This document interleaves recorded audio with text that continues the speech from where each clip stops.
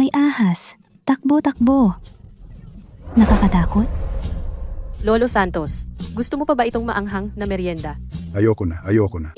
Pahiram ng kusina mo ha.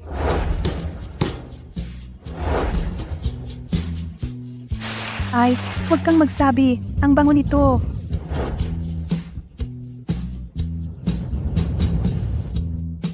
Bea, nandito ka pa. Si Leo, pumunta sa inyo para manligaw. Talaga? Kakikita ko lang. Di totoo. Umuwi ka na.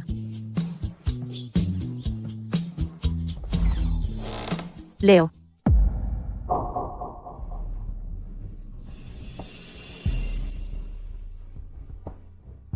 Kayo? Bea, buti na lang nakauwi ka. May sasabihin ako sa'yo. Ako at si Sofia, naging kami na. Ate, huwag mong sabihin na inagaw ko ang asawa mo. Yung kasal ko sa pamilya Santos ay para sa'yo na. Mamaya, yung hampas lupa na si Santos ay darating para manligaw. Yung duwag na yun, ibibigay ko na lang sa'yo bilang bayad. Anong bayad? Tingnan mo ang itsura mo. Buong araw nasa bukid, madumi at pawis. Paano ka naging karapat-dapat kay Leo? Sofia ay isang mahusay na estudyante ng fashion. Ang magagandang bagay ay para sa kanya. Anong klaseng tao ka? Kaya kayong dalawa. Matagal nang nagkasama? Ikaw, walang utang na loob. Ano ba? Yung tingin mo, namatay ang mga magulang mo. Kung hindi ka inampon ng pamilya Reyes, hindi ka mabubuhay hanggang ngayon. Ampon? Kung hindi dahil sa bayad pinsala ng mga magulang ko, aampunin mo ba ako? Mang Jose, kaya mo bang sabihin sa pasukan ng nayon sa lahat kung saan napunta ang bayad pinsala na yon? Kaya mo? Bea, ngayon ay espesyal na araw para kay Sofia. Pangako mo sa tita, huwag kang magulo ha. Tita, mula nang mamatay ang mga magulang ko, ikaw na lang ang nag-iisa kong tita. Sabihin mo, ito, alam mo na ba noon pa? Ako. Bea, si Leo, hindi bagay sa'yo. Inalam na ng tita para sa'yo. Yung si Paulo Santos, siya ay isang matapat na tao at nagtatrabaho siya sa pabrika ng damit. Pagkatapos ng kasal ninyo, siguradong magiging masaya kayo, Bea, para sa kabutihan mo ito. Para sa kabutihan ko. Ibinigay ko ang slot ko sa kolehiyo sa kanya, ay para sa kabutihan ko. Pinapunta ako sa bukid para magtanim, kumita ng pera para sa kanya, ay para sa kabutihan ko. Ngayon, inagaw niya ang asawa ko, ay para din sa kabutihan ko. Tita, itong sinasabi mong para sa kabutihan ko, ay walang kwenta. Bea, sasabihin ko sa'yo, ang sasakyan ng pamilya Santos para sunduin ka ay dadating na. Ngayon, magpapakasal ka, gusto man o ayaw. Kahit ayaw mo, magpapakasal ka. Magpapakasal ako. Pero, may kondisyon ako. Anong ginagawa mo? Ikaw, anong ginagawa mo? Bea, ang pumatay ay labag sa batas. Bakit kayo nagmamadali? Pwede naman akong magpakasal. Pero kukunin ko ang lahat ng perang pinaghirapan ko para sa pamilya Reyes at itong mga gamit. Lahat dadalhin ko. Bakit naman? Dahil ang tuition mo, ako ang nagbayad. At ikaw, ang pagkain, inumin. Damit ako ang nagbayad. Kayo dalawa, ano pinagkaiba nyo sa mga lintas sa bukid? Bea Reyes, alam mo ba sa loob ng maraming taon, pinalaki ka namin? Magkano ba nagastos namin? Maniningil ka, di ba? Sige, kalkulahin natin ng maayos. Bea, pamilya tayo. Huwag ganyan. Pamilya. Huwag. Hindi ako karapat-dapat. Dati ginastusan ko kayo kasi tanga ako. Pero ngayon kukunin ko ang nararapat sa akin. Kung ayaw niyong ibigay, okay lang. Pupunta tayo sa pasukan ng nayon at mag-uusap tayo ng maayos. Leo, malapit ka ng maging direktor. Huwag mong hayaang sirain niya ito ang magandang pagkakataon ng pamilya Reyes. Hindi. Ako magbibigay. Magbibigay ako. Pinalayas ako agad. Nakakahiya. Basura mo, kunin mo. Ano to? Yung hampas lupa, nagbigay ng simbolo ng pag-ibig. Relo pa ito sa bayan. Nagbebenta ng 1,500 piso. Hindi kayang bilhin ni Kuya Leo. Maliwanag naman peking relo ang binigay sa akin. Totoong resibo ito. Ang ganda ng gamit na ito. Sigurado ka bang ibibigay mo sa akin? Hindi ako magsusuot ng peke. Bagay naman sa'yo. Bobo. Ha? Ang bangis mo kanina. Nasaktan ka ba? Narinig ko yung Santos. Pangit at maitim daw. Pero di naman maganda paningin mo pagpatay ilaw. Pare-pareho lang. Titiisin mo na lang. Uwa. Ikaw ang may magandang paningin. Pumulot ka ng basura. Itinuring mong kayamanan. Ikaw, Ang gandang bagay na ito, ayaw mo. Gusto mong kumapit sa basura. Ang galing mo. ikaw ako.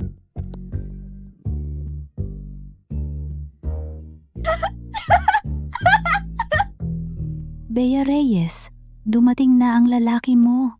Tingnan nyo. Ay naku kuya. Ang itim mo naman. Bea, dumating na ang asawa mo. Halika, tingnan nyo. Tingnan nyo ang suot niya. Bagay na bagay sa'yo. Siya pala? Ate, malapit na ang pagbisita sa magulang. Kailangan mong ayusin ng maayos ang asawa mo.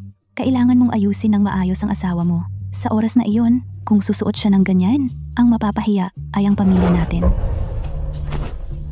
Kaysa pakialaman ang asawa ko, mas mabuting pakialaman mo ang sarili mo. Ang aso, kahit anong gawin, tae pa rin ang kakainin. Si Leo Garcia, mahilig kumain ng tae. Ngayon, ikaw ang kinakain niya. Sa susunod, hindi na alam kung sino. Ako? Umurong ka naman. Ano? Natapakan mo ang damit ko. Itong basura? Gusto mo pa? Ang mga damit na ito, kahit papaano, malinis. Kumpara sa ilang segunda manong bagay, mas maganda. Ikaw? Ako na.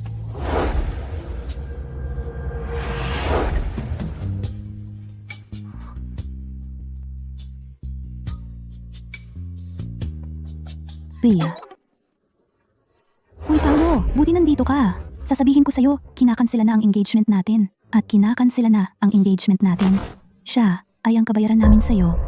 Kayo na ang magkasama. Siya ay isang buhay na tao. Anong ibig sabihin ng kabayaran? Ikaw, mahirap. Siya ay wala namang may gusto. Kayo, bagay na bagay? Naiintindihan mo ba? Siya ba ang nagpalayas sa'yo sa bahay? Hindi ito ang bahay ko. Wala yon. Mula ngayon, bibigyan kita ng tahanan. Tutulungan kitang mag-empake.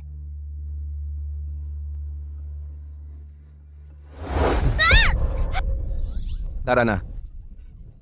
Ikaw na hampas lupa. Buti nga sa'yo.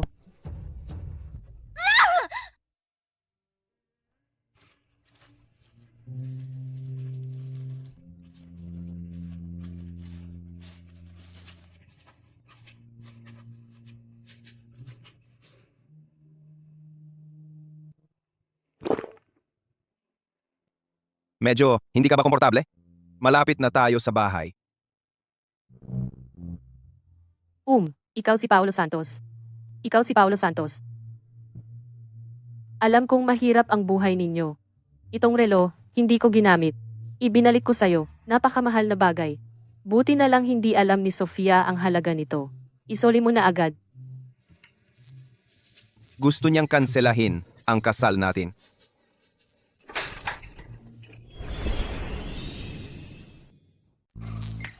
Ako.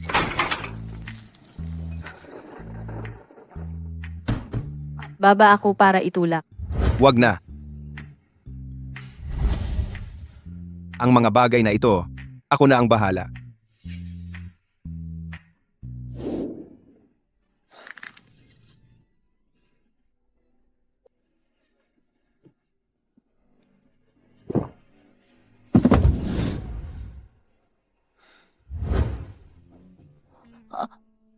Punasan mo.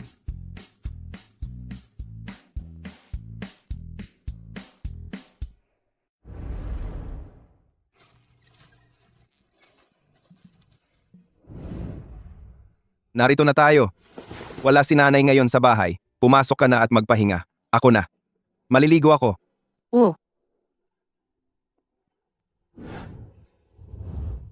Talagang hindi maganda ang kalagayan ng pamilya Santos. Ang relong ito, malamang naubos lahat ng ipon niya dito. Walang utang na loob, walang konsensya. Kung hindi ka namin inampon ng pamilya Reyes, hindi ka mabubuhay hanggang ngayon. Ate, huwag mong sabihing inagaw ko ang asawa mo. Ang duwag na iyon, isipin mo na lang na ibinalik ko sa'yo. Bea, hindi bagay sa'yo si Leo. Si tita ay para sa ikabubuti mo. Bea, dahil nagdesisyon ka na, iwan ang dating pamilya. Gawin mong maganda ang bagong pamilya na ito. Laging gaganda ang buhay. Ang itim niya. Baka maitim din ang magiging anak. Bea, ano bang iniisip mo? Mas mabuting unahin muna ang kasalukuyan, mamuhay ng maayos.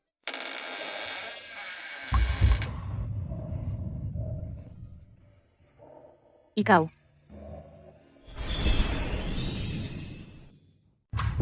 Itong lalaking ito. Ang gwapo pala. Ako. May dumi ba sa mukha ko? Hindi naman. Relo, ibalik ko sa iyo ang relo. Ikaw ba? Ayaw mo akong pakasalan? Hindi naman gusto kitang pakasalan. Maupo ka.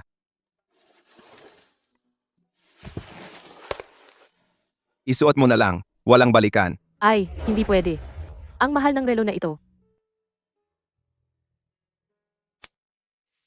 Ang ganda. Si. Dahil sa iyong kabutihang loob. Paolo, pakakasalan kita. Tiyak na hindi ka magsisisi. Hindi ba tayo nagpakasal? Bakit parang magkapatid na lang? Ano ba? Pareho lang naman. Pakakasalan kita. Hindi ka bibiguin. Iba ito.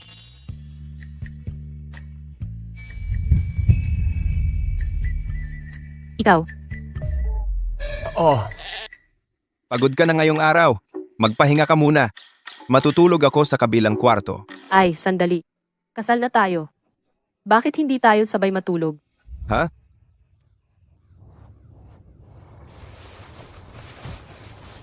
Tayo? Mag-asawa na tayo.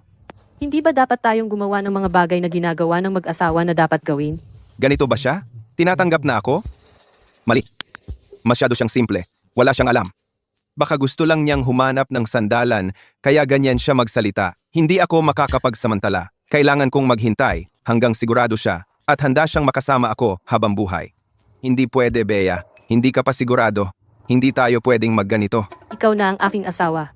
Bakit ka pa mahiyain? Ay, wag. Bakit may dalang patpat ka sa pagtulog? Panlaban mo sa akin? Wala. Huwag kang magsalita ng kung ano-ano. Meron ka. Nagsisinungaling ka pa. Ang laki ng patpat panloloko yan.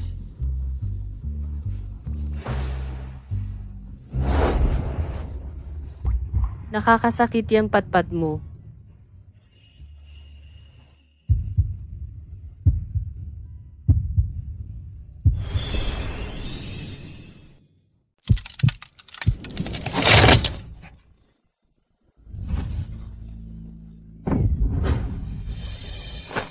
Sa kabilang kwarto ka matulog muna ngayon. Ako, bibili ako ng bagong kama bukas.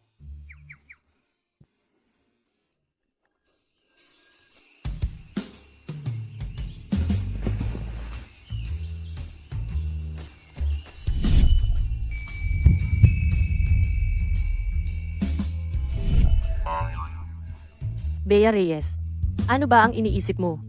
Unang araw pa lang, hindi ka pa nagbibigay respeto sa biyenan mo sa pamamagitan ng tsa.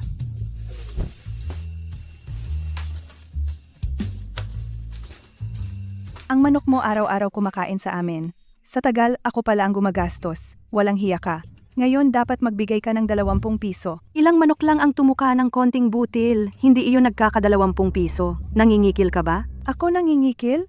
Ang anak mo isang mahirap na mekaniko, nag-asawa ng babaeng probinsyana. Ikaw pa ang nangingikil sa akin. Sa ganitong pamilya, sinong mag-aasawa? Napakamalas ng sino mang mapapangasawa. Ano bang pakialam mo? Sabihin mo ang gusto mo. Wala kang makukuha sa akin? Kahit piso. Kung sabi ng asawa ko, magbabayad ka, magbabayad ka. Kung hindi, araw-araw akong mag-iingay sa harap ng bahay mo. Ay, pasensya na po. Akala ko manok namin iyan. Umaga pa lang maingay na, kayo pala. Ikaw. Baliw ka. Sino ka ba? Humingi ka agad ng 20 piso. Akala mo naman nagnanakaw ka sa bangko, nakapaligid ka sa pinto, inaapi mo ang nanay ko. Akala mo talaga madali kaming apihin. Ang manugang na babae na ito. Mabuti talaga. Ang manok mo ay kumain ng pagkain namin. Humihingi ako ng bayad. Ano bang problema? Wukyuying, ang manugang mong babae. Sobra naman ang bangis niya. Kung hindi mo siya mapigilan, sa susunod, marami ka pang pagdadaanan. Hindi ko talaga siya mapigilan. Mas mabuti pang ikaw na lang ang magtiis. Ano naman kung mekaniko ang asawa ko? Bawat sentimo na kinikita niya ay malinis at marangal. Ikaw naman, sabi mo kumain ang manok namin. Nang pagkain ninyo, maglabas ka ng ebidensya. Kung wala kang ebidensya, iyan ay paninirang puri. Dadalhin kita sa komite ng ngayon para humusga ang lahat. At saka ang nanay ko. Hindi ka na pinapansin. Mabait ang nanay ko. Ang bagay na ito ngayon, ikaw, o maglabas ka ng ebidensya. Magbabayad tayo kung ano dapat. O kaya humingi ka ng tawad sa nanay ko. At kalimutan na natin ito. Kung magpumilit ka pang manggulo, pupunta ako sa bayan para magsampa ng reklamo. Wu Qiuying, mabait daw siya. Ikaw, baliw na babae. Ano bang pinagsasabi mo? Umalis ka na. Dalawang masungit na babae sa bahay ninyo. Malas ko talaga.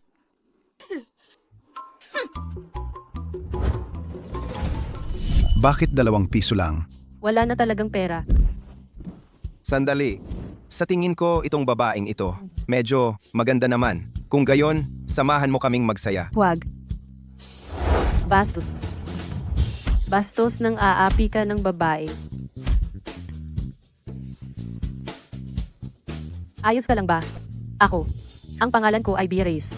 Sa susunod kung makatagpo ka ulit ng ganyang hayop, sabihin mo ang pangalan ko. Protektado ka. Tara na. Cheng Wangshu. Pagkatapos ng maraming taon, parang noong bata ka pa.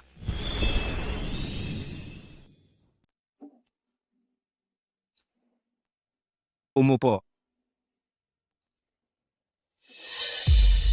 Baka gusto niya akong takutin. Kanina. Ang galing! Itong pulseras, noong ikinasal ako, ibinigay ito sa akin ng aking nanay. Eto, bagay sa'yo. Hindi mo gusto? Oo nga. Medyo luma na ang estilo. Ayos lang, ayos lang. May iba pa akong disenyo. Ito, para sa'yo rin. Heto, pumili ka. Tingnan mo kung may gusto ka. Eh sabi niyo simpleng pamilya lang tayo. O kaya, tunawin natin lahat at gawing mas malaki. Hindi na. Nanay. Bea? Ito ay regalo ni nanay. Tanggapin mo na. Salamat, nanay. Pero isa lang ang gusto ko. Masyadong magarbo pag isinuot sa labas. Baka may mainggit. Pia, nagpakasal ka sa amin dito sa probinsya. Pasensya ka na sa hirap. Maging matiyaga ka. Ito, ang masamang bata. Hindi ka ba niya inapi kagabi? Wala. Bumigay ang kama namin kagabi, kaya buong gabi kaming gising.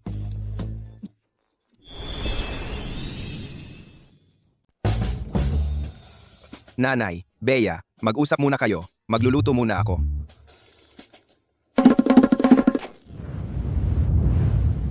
Bea, naging asawa ka ng aming Paulo. Masaya si nanay mula sa puso. Huwag kang mag-alala. Sa hinaharap, kung may magandang bagay sa bahay, ibibigay ni nanay sa iyo. Ito na ang iyong tahanan. Alam mo ba? Kaya, si nanay kanina, ay ibinigay ang mahahalagang bagay sa bahay. Lahat sa akin. Nanay, ang mga mamahaling bagay na ito, itago ninyo. Dahil naikasal na ako kay Paolo. Hindi ako takot maghirap. Sa hinaharap, tiyak kong aalagaan ko ang bahay na ito at hindi ko hahayaang may tao na mang-api sa iyo ulit. Sige, maupo ka muna.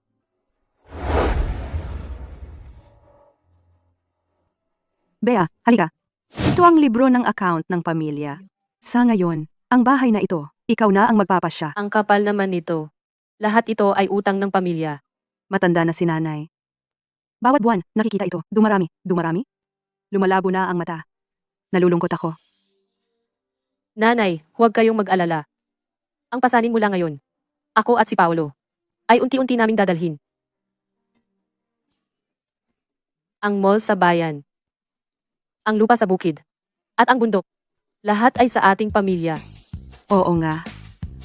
Natatakot lang ako na ang asawa ni Paolo ay ayaw tanggapin ang negosyo ng pamilya. Kaya nag-aalala ako. Buong gabi hindi makatulog dahil sa sinabi mo. Kampante na ako. Naku, anong maling impormasyon ang ibinigay ni Sofia? Kung alam lang niya na mayaman ang pamilya Santos, tiyak na magsisisi siya. Hindi tama. Si Paolo ay hindi isang ordinaryong manggagawa. Paano siya? Kain na! Kain na! ginseng, abalone, at lingzi. Itong isang kainan, hindi bababa sa ilang daang piso, paano namin kakayanin? Kahapon, nagmamadali akong umuwi galing pabrika. Wala akong nabili. Pero ito ay galing sa bundok. Yan ang ipapakain mo kay Bea? Bagong kasal pa lang. Kailangan pa siyang alagaan.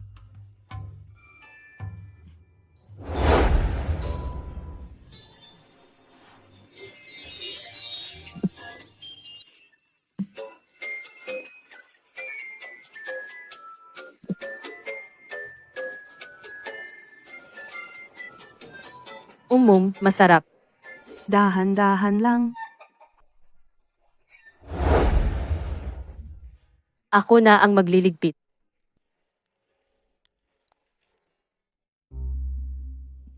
Paolo, kailan mo sasabihin kay Bea na ikaw ang direktor ng Bagong Pag-asa? Paolo, kailan mo balang sabihin kay Bea, ikaw ang direktor ng pabrika ng Bagong Pag-asa? Nanay, maghintay pa tayo. Hindi pa ito ang tamang panahon. Maghintay. Tulungan mo na ang asawa mo sa paghuhugas ng pinggan. Ang butihing babae, alagaan mo siya ng mabuti. Oo, nanay.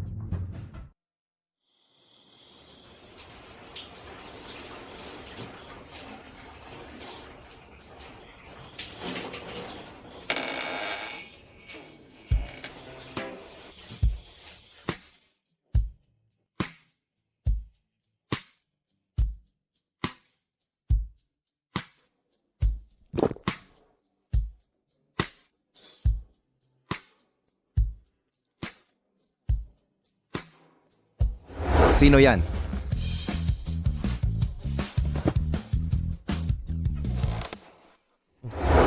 Nakalimutan mong kunin ang damit mo. Bea, Ano yon? salamat.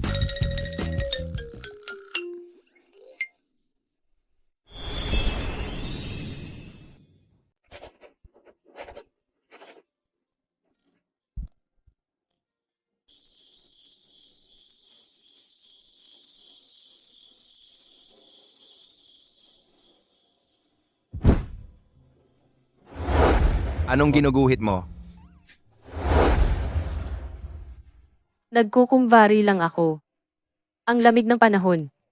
Isuot mo na ang damit mo. Ang disenyo mo na ito, kumpara sa department store sa lungsod, mas maganda pa kaysa sa pinakabagong estilo. Kung gagawing damit, tiyak na magiging sikat ito. Marunong ka rin pala sa disenyo? Ako. Hindi ba ako nag-aayos ng makina sa loob ng pabrika? Madalas kong marinig ang mga manggagawang gumagawa ng damit na nagkukwento, kaya natutunan ko sa pamamagitan ng pandinig at paningin. Medyo gabi na, masama sa mata ang gumuhit sa gabi. Magpahinga ka na.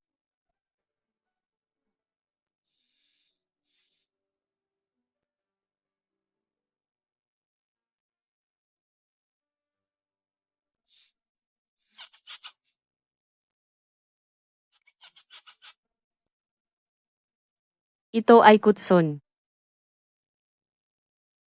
Ito ay ilang daang piso, di ba? Bakit ka bumili ng napakamahal na kama? Basta gusto mo, ayos lang. Tayo. Subukan.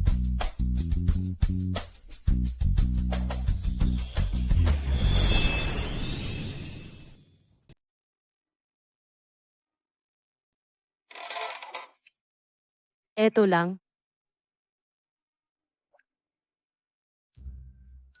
Bakit ka umiiwas? Hindi naman kita kakainin eh. Ako. Natatakot ako baka hindi ko mapigilan. Wag mong pigilan.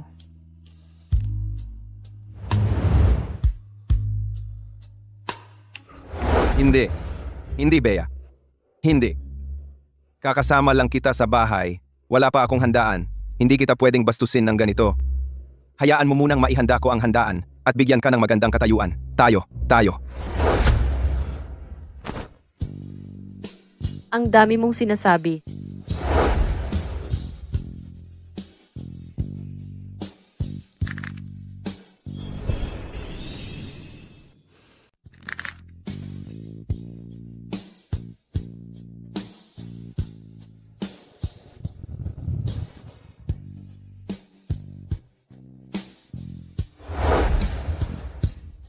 Wala akong pakialam. Kailangan kong ituloy ang kasalan at imbitahin ang lahat ng mga kilalang tao sa bayan. Gusto kong malaman ni Bea Reyes na mas maganda ang buhay ko kaysa sa kanya. Anong itutuloy? Wala tayong sapat na pera para diyan. Ako ay isang direktor ng workshop, maliit lang ang sweldo ko. Bakit magdiriwang ng malaki? Sayang lang. Wala kang kakayahan? Ako pa? Ang may kasalanan? Noong una, habang niloloko mo si Bea at nilalandi ako, hindi ganyan ang sinasabi mo. Ngayon, ni isang disenteng handaan hindi mo kayang ibigay. Paano ako haharap sa kanya ng may dignidad? Tama na. Kunin mo na ang panghugas ng paa ko. Pagod na ako maghapon. Kung hindi matutuloy ang handaan, hindi ba't dapat may regalo sa pagbisita? Kahit papaano, pareho kaming babalik sa magulang ni Bea sa parehong araw. Hindi mo naman ako hahayaang mapahiya sa harap niya, di ba? Hey, Sina. Lumabas ka na.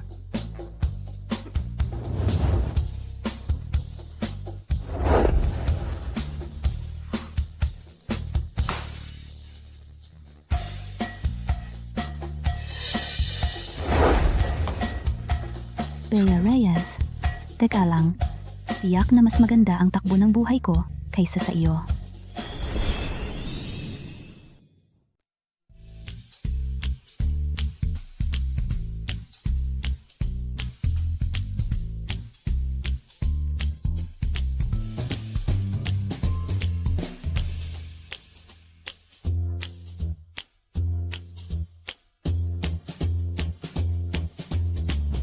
Pupunta na ako sa pabrika. Mainit pa ang lugaw. Inumin mo habang mainit.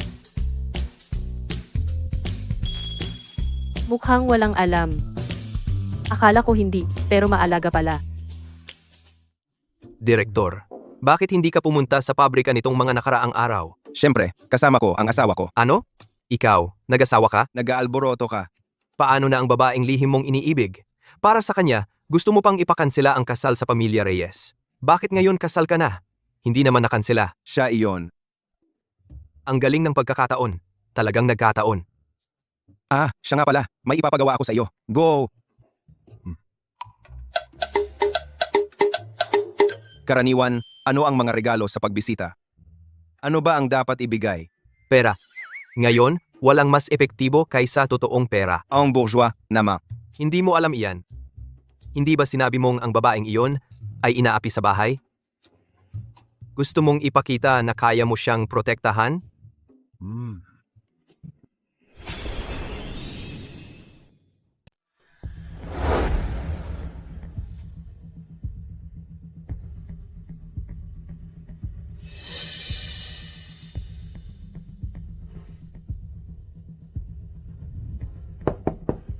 Pasok.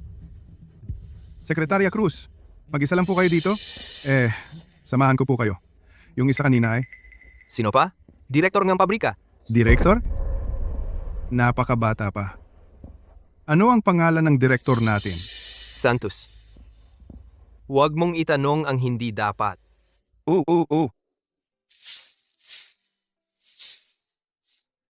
Nanay, ang bigat ng mga ito. Bakit hindi mo ako pinapayagan tumulong? Hindi na, hindi na.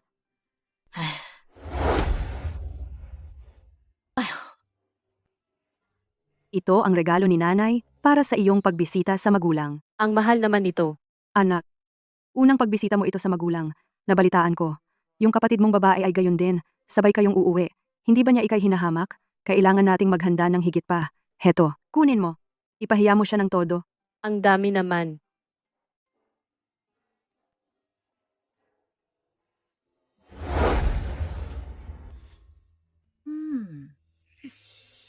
Ito ang tamang itsura. Samahan mo siya ng mabuti. Alagaan mo ang manugang kong babae. Kung hindi, magsisisi ka.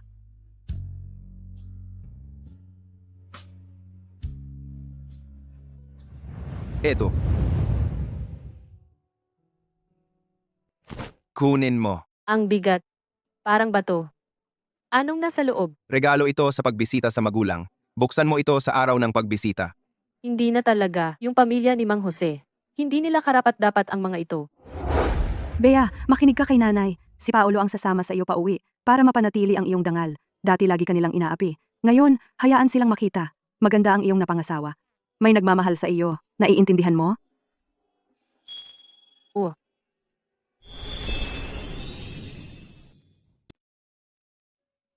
Ngayon ay si Sofia araw ng pag-uwi. Sinabi ni Sofia noong nakaraang araw, ngayon, darating din si Leo. Dapat makita ng mga kapitbahay ang anak naming babae ay mabuti ang napangasawa. Ngayon, si Bea babalik din siya. Sana walang mangyaring masama. Pumunta siya kung gusto niya. Paano siya makakapantay kay Sofia natin? Nag-asawa ng estudyante sa kolehiyo at direktor pa ng workshop. Sakto para malaman niya. Siya hindi makakapantay kay Sofia habang buhay. Oo nga, Ang napangasawa ni Sofia ay nakatataas Bea Diyos. Itong si Bea ngayon, itong si Bea Diyos, itong si Bea kung magwawala na naman. Papagawa kay Leo na ang asawa niya si Bakin mula sa pabrika. Tingnan mo, darating na ba? darating na, darating na. Darating na, darating na.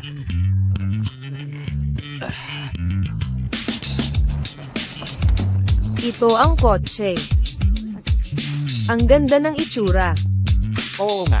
Si Leo ay direktor ng pabrika ng damit sa bayan. May magandang kinabukasan.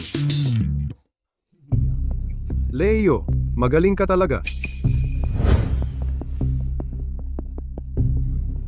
Ngayon, si Bea baka hindi na darating kahit na pinalaki siya ng mga magulang sa loob ng maraming taon. Ano? Nag-asawa, hindi man lang nagbisita sa magulang. Walang konsensya talaga. Tama. Walang utang na loob.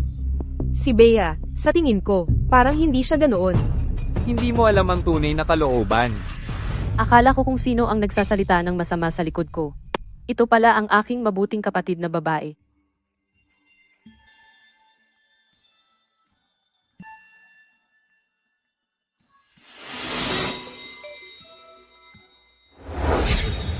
Kakauwi mo lang. Gusto mo na akong mamatay. Ang itim naman ng puso mo.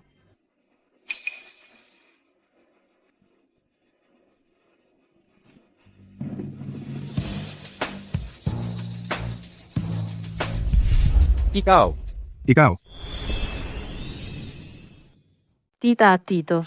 Ito ang asawa ko, Paolo Santos. ang gwapo ng asawa ni Bea. Mas gwapo pa sa mga artista sa TV. Mang Jose, hindi ba sabi nila mekaniko sa pabrika? Tingnan mo ang suot niya. Parang malaking amo. Mas gwapo pa kay Leo.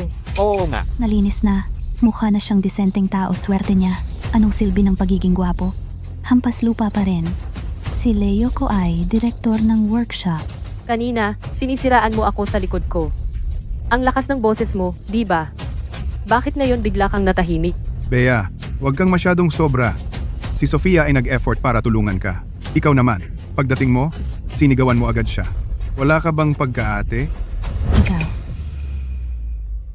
Tama. Tama, dapat talaga. Gawin ko ang pagiging ate. Disiplinahin ko ang bibig niyang ito. Duwag. Mahirap umuwi para sa pagbisita. Hindi man lang magdala ng disenteng bagay. At ito pa, nahihiya ka pa? Sasabihin mong may asawa ka na. Ipapakita ko sa iyo ang dala ko para kay nanay. Ano ba ang dala ko?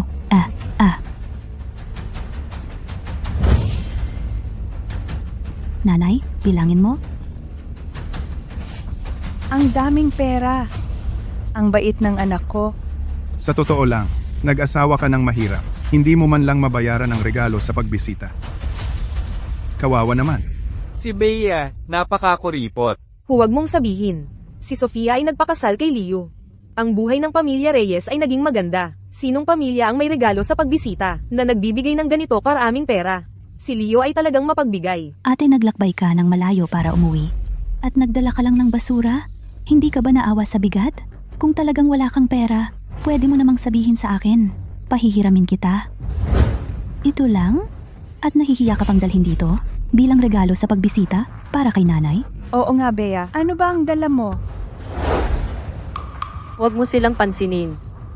Bea, buksan mo at ipakita sa kanila. Siye ako na.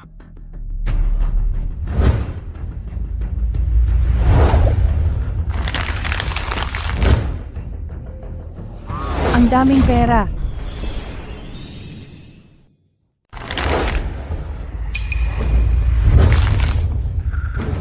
Nagpapanggap ka lang.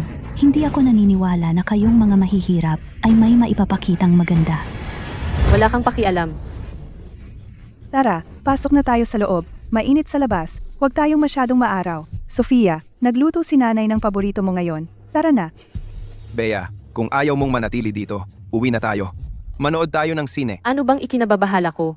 Tara, kakainin ko talaga ito. Kung ayaw nila akong payapain. Walang sino man ang magiging payapa.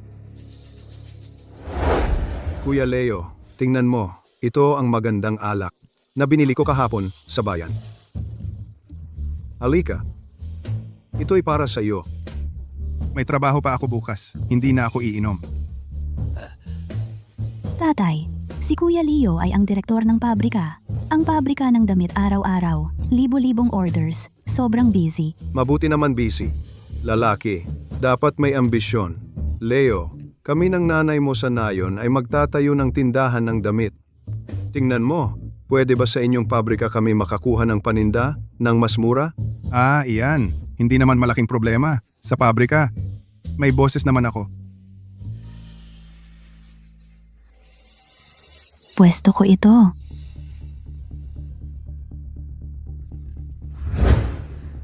Hindi ako tulad ng iba.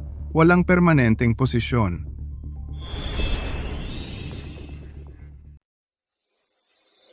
Ito ang pwesto ko.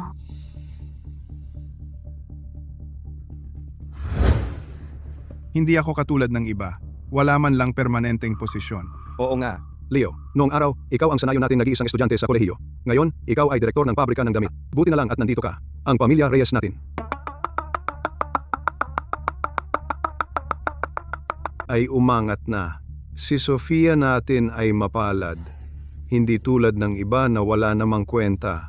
Nag-asawa ng hampas lupa. Walang alam sa tamang asal. Tatay, wag naman po kayong magsalita ng ganyan. Kung sakaling hindi na makakain si ate sa hinaharap, bibigyan ko rin si Bayaw ng pagkakataong mag-ayos ng sasakyan. Diba, Kuya Leo?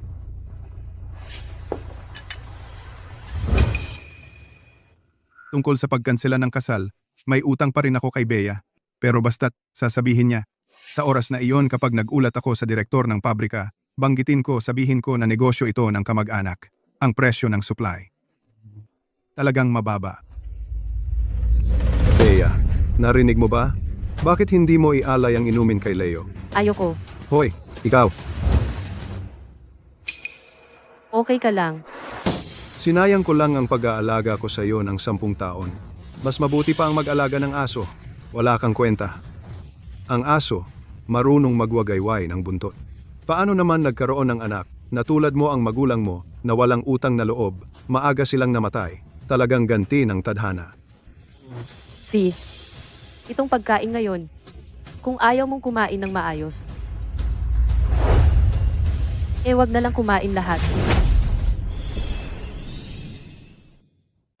Sige, kung ayaw ninyong kumain ng maayos, ang pagkain na ito, wag na lang kumain. Kuya Leo, Ikaw itong walang utang na loob. Kami ng pamilya Reyes, pinalaki ka namin sa loob ng maraming taon. At ito lang ang naging resulta, walang kwenta.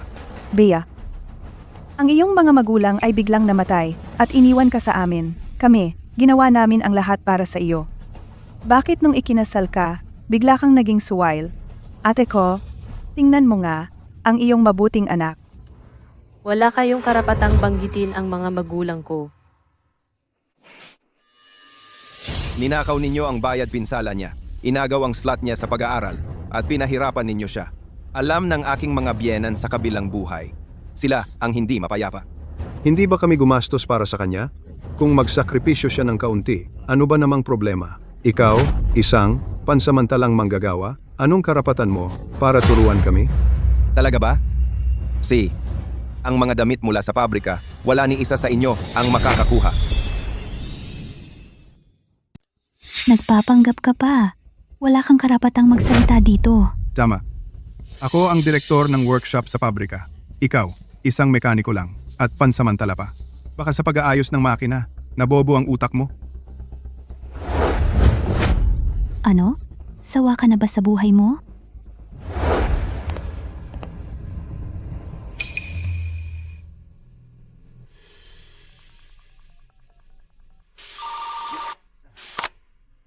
Hoy, Direktor. Marco. Ipaalam mo? Suspindihin si Leo Garcia. At saka, suriin mo ng mabuti ang kanyang bawat kita dati. Sige, aayusin ko agad.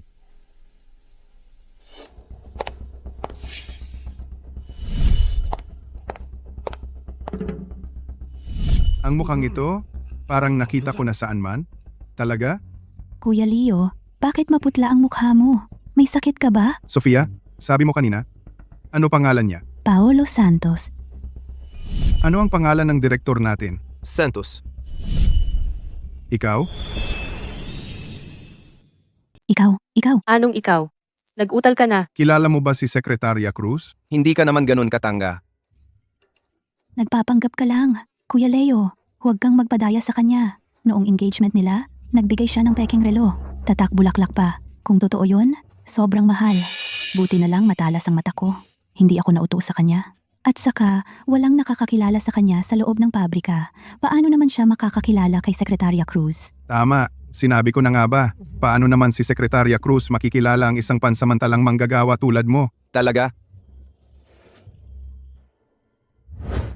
Tingnan mo nang mabuti, Secretaria Cruz. Siya mismo ang tumawag sa akin. Sasabihin ko sa kanya ngayon din. May nagpapanggap sa pangalan niya para magmukhang importante. Bea Reyes, sasabihin ko sa'yo, titiyakin ko na ngayong araw na ito, ikaw at itong hampas lupa ay haharap sa matinding kahihinatnan. Panoorin mo. Walang problema.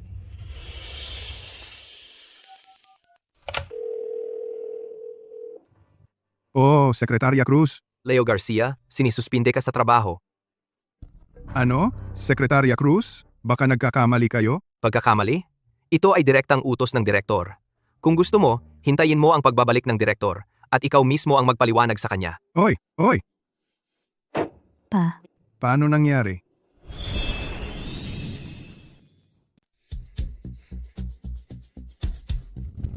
Sofia, Ikaw, masamang babae. Pinatay mo ako. Kuya Leo, para sa isang estranghero, binugbog mo ako. Ano kung binugbog kita? Kung hindi dahil sa'yo, mangyayari ba ito? Malas, masamang babae. Pinatay mo ako. Alam mo ba? Bayaw. Itataboy ko na agad itong masamang babae sa labas ng bahay. Ang pangyayaring ito ngayon, wag mo na akong pagalitan. Okay? Pwede bang sa harap ni Secretaria Cruz? Maganda ang sabihin para sa akin? Umalis ka na dito. Alis na ako. Leo Garcia, Pia, hindi sinasadya ni Sofia iyon. Kahit na, kapatid mo pa rin siya. Para sa akin, patawarin mo na siya. Kung magdidiborsyo si Sofia, paano siya mabubuhay sa nayon? B. Paolo Santos. Hindi mo naman may relasyon kay Secretaria Cruz, di ba? Wala.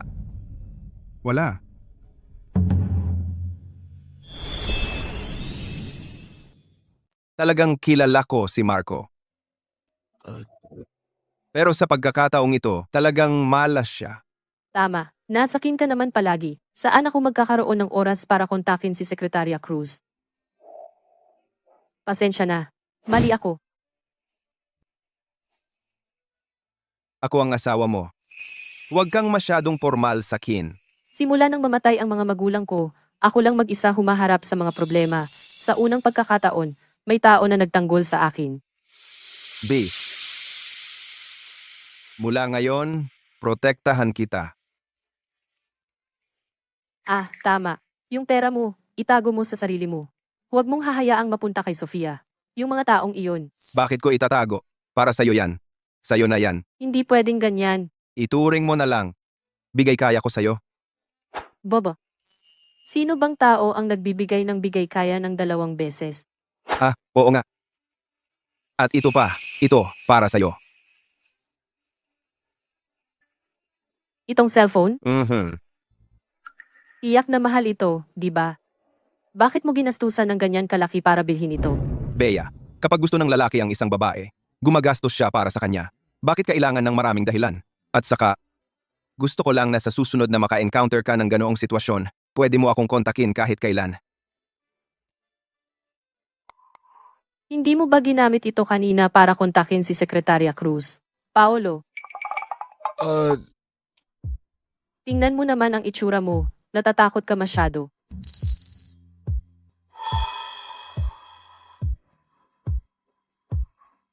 Bea. Pasensya na. Niloko kita. Sa totoo lang, ako ang direktor ng pabrika ng damit ng Bagong Pag-asa. Pero hindi sinasadya ang panloloko ko sa'yo. Alam ko noong mahigit 10 taon na ang nakalipas, nangyari ang aksidente sa mga magulang mo sa pabrika ng damit. At ang tatay ko ang direktor noon. Hindi ko sinabi sa'yo dahil ayokong magkamali ka ng intindi. Pero ipinapangako ko, ang tatay ko hindi talaga siya.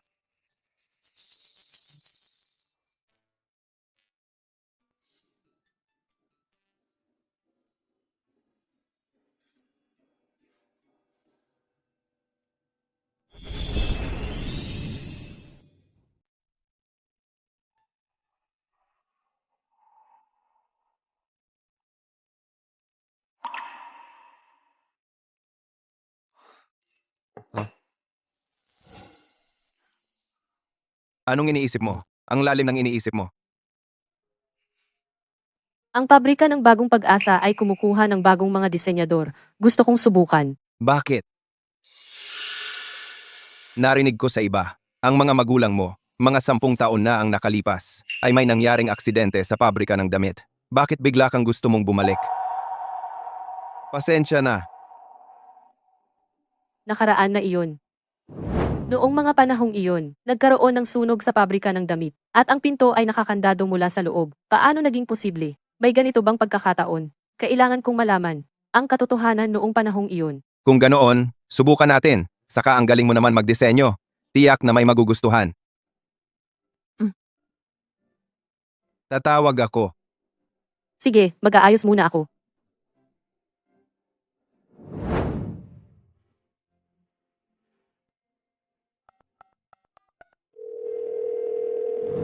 Marco Cruz. Sa susunod na buwan, magsagawa tayo sa pabrika ng isang kompetisyon sa disenyo ng damit. Ang mananalo ay direktang makakapasok sa pabrika bilang disenyador. Ang sahod ay ayon sa pinakamataas na pamantayan. Pero isa lang ang kailangan. Dapat panatilihing lihim ang aking pagkakakilanlan. Ibig sabihin, ay normal na pagpili ng talento sa pabrika. Sige. Opo, Direktor. Aayusin ko na agad.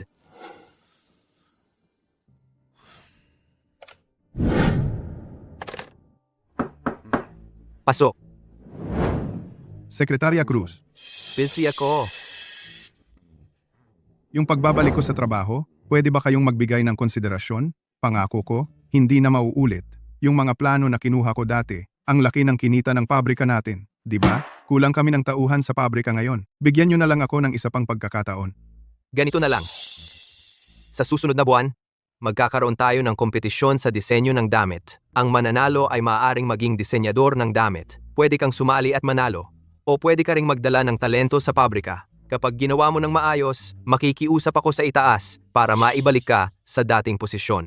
Ay sige. Salamat, Sekretarya Cruz. Siguradong gagamitin ko ang pagkakataon. Oo nga pala, Sekretarya Cruz. Kanina ko narinig sa inyo na ang apelyido ng ating direktor ay Santos. Siya ba si Paulo Santos? Para kang walang magawa. Mga bagay ng direktor. Huwag itanong ang hindi dapat. Oh. Si Paulo ay talagang manloloko. Buti na lang at noong nakaraan ay sobra akong natakot. Kapag nakabalik na ako sa dati kong posisyon, siguradong sisibakin ko siya. Paulo, tingnan mo. Ang pabrika ng damit ng Bagong Pag-asa ay may kompetisyon sa disenyo. Ang unang pwesto ay maaaring maging disenyador. E di maganda iyan. Oo naman, tingnan mo.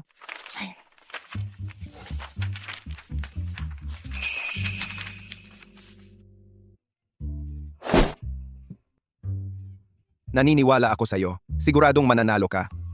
Para mo akong niloloko. E di ikaw, ang bata. Paulo.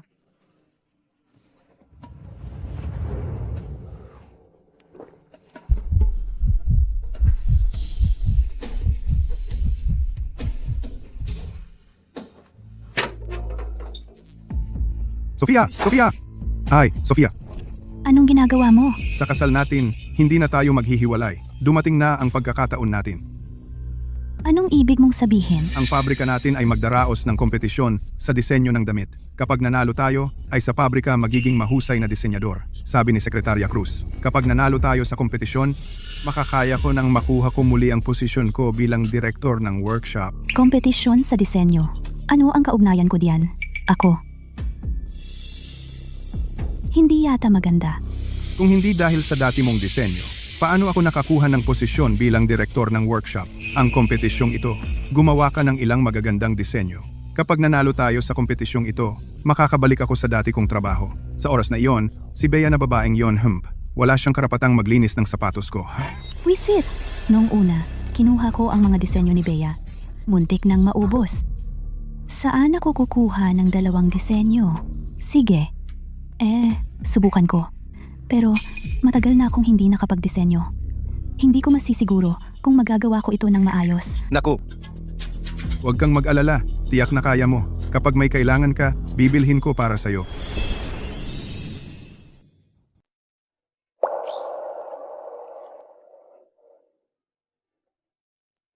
Oy, B. Nangangalap ka ba ng basura dito? Oh, bakit? Nung makita mo kami, gusto mo nang umalis? Anong gusto mo? Narinig ko. Sumali ka rin sa loob ng pabrika naming kompetisyon sa disenyo. Tingnan mo ang sarili mo. Karapat-dapat ka ba?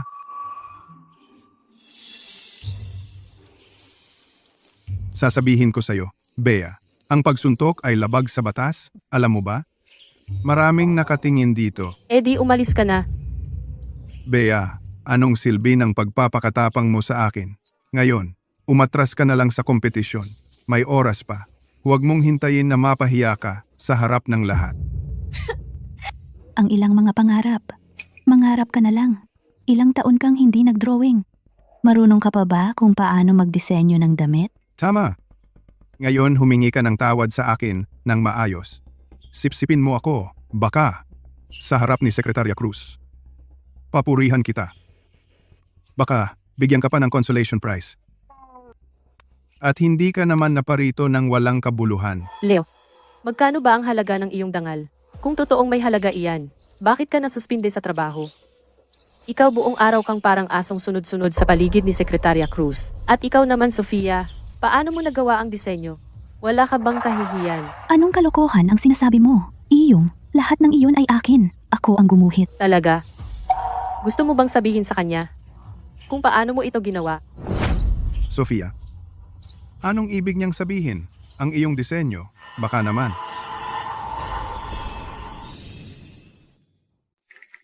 Ay naku, Bea, alam ko, nagseselos ka lang dahil nakapag-aral sa kolehiyo si Sofia at sumunod sa akin. Hindi mo alam kung paano magpahalaga. Bakit hindi ka matuto kay Sofia? At ang lalaking iyon, sasabihin ko sa iyo, isang manloloko siya. Nagtanong ako kay Sekretarya Cruz tungkol sa bagay na iyon. Wala namang ganoong tao sa pabrika. Oo, pansamantalang manggagawa lang siya. Araw-araw ginagamit ang pangalan ni Sekretarya Cruz para manloko. Tingnan mo muna ang sarili mo kung ano kang klaseng tao. Ano bang pakialam mo? Bea, pinapayuhan kita. Huwag ka nang umasa sa kanya. Ang kompetisyon sa disenyo, hindi iyon para sa babaeng taga na yon, na tulad mo. Leo, wala ka bang hiya? Nakikialam ka pa sa iba? Ikaw na umaasa sa disenyo ng babae para umangat, walang kwentang lalaki. At ikaw, Sofia, sa tingin mo ba talaga gusto ka ni Leo? Gusto lang niya gamitin ang disenyo mo para umangat. Kapag nalaman niya kung ano talaga ang kakayahan mo, iiwan ka rin niya. Ikaw? Bakit hindi ka pa umalis?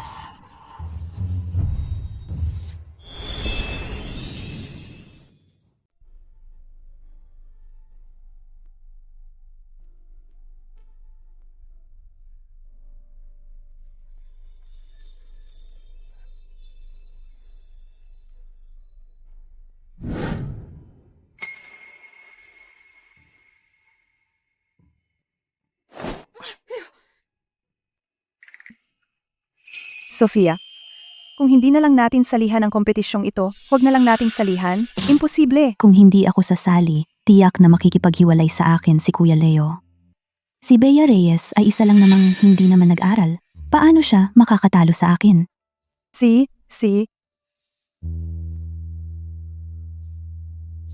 Nanay, May ideya ako. Si Bea ay sasali rin ba sa kompetisyong ito? Siguradong marami siyang iginuhit na disenyo. Kung makukuha lang natin ang kanyang mga disenyo, sabihin nating akin iyon. Kapag nanalo tayo sa kompetisyon, si Kuya Leo tiyak na mamamangha sa akin. Ang ating pamilya ay makikinabang din, di ba? Hindi yata maganda iyon. Paano kung mahuli tayo? Magkakaroon tayo ng problema. Paano tayo mahuhuli? Dati, hindi ba ako nagnakaw ng kanyang disenyo para makapasa sa Akademya ng Sining? Pumunta ka sa Pamilya Santos. Sabihin mo na miss mo siya at makipagkwentuhan sa kanya. Pagkatapos, nakawin mo ang kanyang mga disenyo at ibigay sa akin. Pupunta ako bukas, Nay. Gusto kong malaman niya. Kahit anong pilit niya, ang kanyang mga bagay ay akin pa rin. Sa buong buhay niya, tatapakan ko siya ng husto at tanggapin ang kanyang kapalaran.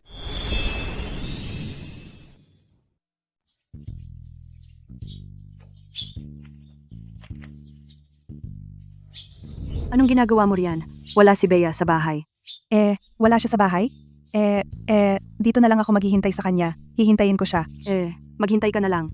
Nagdala lang ako ng pagkain para sa kanya. Noong huli ko siyang makita, pumayat siya. Pumasok ka sa loob at maghintay.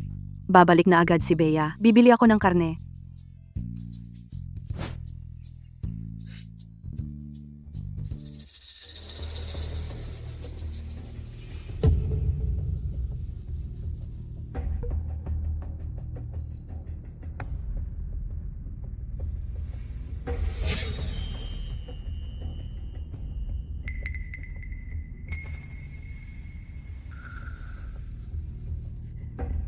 Bea, bumalik ka na. Bakit nandito ka sa bahay ko? May gagawin pa ako sa bahay. Mauna na akong umuwi. Bumalik ka na. Bumisita lang ang tita mo. Nakita ko siya. Giniginaw siya. Kaya pinapasok ko siya sa loob para maghintay sa'yo. Nanay, sa susunod, kung mga has na pumunta rito ang mga tao sa pamilya nila, diretso mo na lang silang palayasin. Huwag mo na silang bigyan ng konsiderasyon. Sige. Sige, susundin ko ang sinabi mo.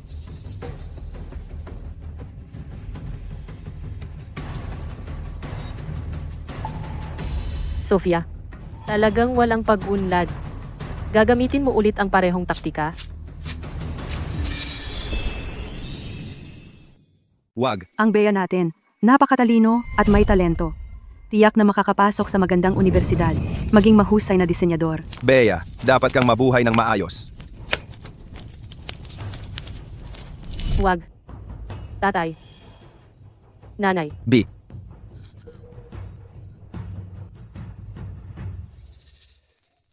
Bakit? Masamang panaginip. Napanaginipan ko ang aking mga magulang.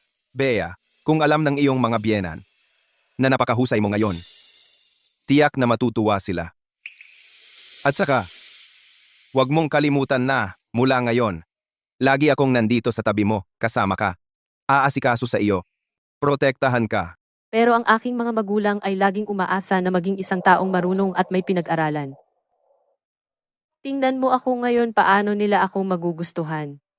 Bea, ikaw ay matapat at mabait, at ipinagtatanggol mo ang iyong mga kaklase. Paano mo nalaman? Paolo Santos. Ang ayaw ko ay niloloko ako. Bea. Actually, noon pa man, nakita na kita. Noong dinala ako ng nanay ko sa unang pagkakataon sa bayan, nakita kitang ipinagtatanggol ang isang kaklase na babae. Noon ko unang nakita ang isang napakaliwanag na dalaga, parang araw na naglalabas ng init, noong unang pagkakataon na nakita kita. Naalala kita. Sige na. Oo nga pala. Yung kompetisyon sa disenyo bukas. Pupunta ka ba?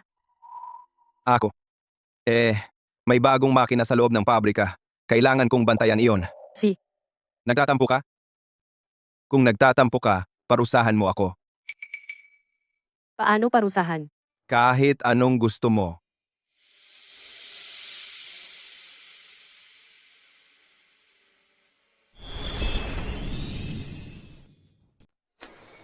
Lahat ng mga kalahok, lahat ng mga hurado, magandang araw sa lahat. Ako ay kumakatawan sa pabrika ng damit ng bagong pag-asa Maligayang pagdating sa inyong lahat upang lumahok sa kompetisyong ito ng disenyo ng damit. Oy, Bea Reyes, talaga namang sumali ka? Akala ko dahil sa sobrang yabang mo, akala mo kung sino ka, matagal ka nang umurong. Ate, mas mabuti pang umurong ka na sa kompetisyon. Kung hindi, mamaya, pupulahin ka ng mga hurado. At ikaw, ang mapapahiya. kung may panahon ka, mas mabuti pang mag-araro ka ng ilang ektarya sa bukid. May mga taong nagnakaw ng gamit ng iba. Dapat silang matutong magpakumbaba. Anong kalokohan yan? Alam mo naman, di ba? Ang laki naman ng bibig mo. Bea, makipagpustahan tayo? Pustahan sa kompetisyong ito kung sino ang mas mataas ang ranking. Kapag natalo ka, gumapang ka ng 2 ikot sa nayon at sa harap ng lahat, sabihin mong hindi ka kasing galing ni Sofia. Kapag natalo kami, gagawin din namin. Ano, kaya mo ba? Kuya Leo, para mo nang pinapahiya si ate. Hindi siya nakapag-aral sa universidad. Paano siya makakatalo sa akin? Sige, pustahan tayo. Ang alala ko lang, kapag natalo ka, ayaw mong tumupad.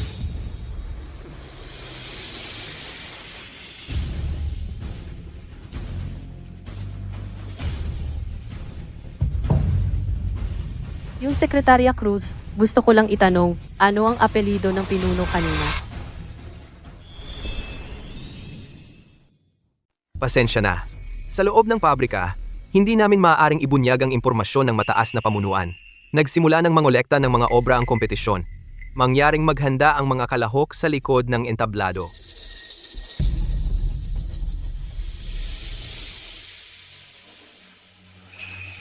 Ah, ikaw pala, Bea Reyes. Alam ko nang may nakatago kang panlaban. Pero, kung puputulin ko lang ang damit mo, ang mananalo ay ako pa rin.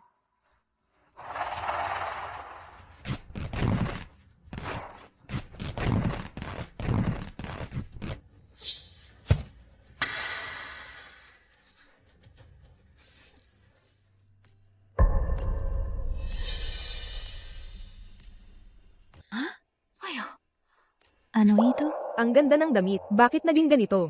Sino ang walang modo? Bago pa ang kompetisyon, gumawa ng ganitong maliliit na galaw. Tiyak na may natatakot na siya ang manalo, kaya sinadya ito. Paano pa tayo makakapagkompetisyon? Natitira na lang 30 minuto bago ang pagsusumite ng obra. Walang problema. Dahil naglakas loob akong sumali, alam kong may mga hindi marunong maglaro ng patas. Pero, kung akala niya na sa ganitong paraan ay susuko ako, hindi pa siya karapat-dapat.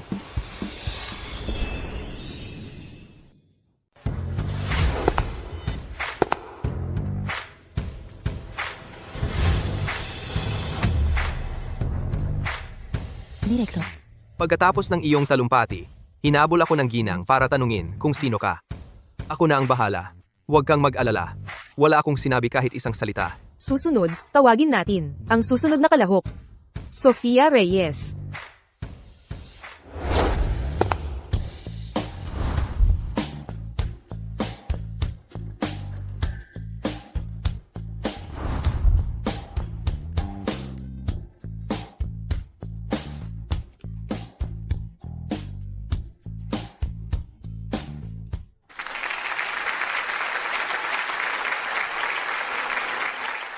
Ang elegante ng damit na ito.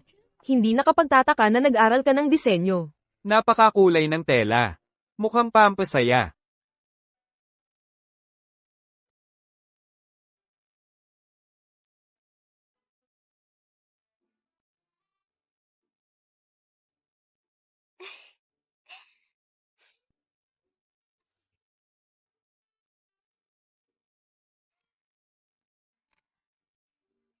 Bea Reyes. Kung wala kang istorbo, sigurado na ang kampyon sa kompetisyong ito.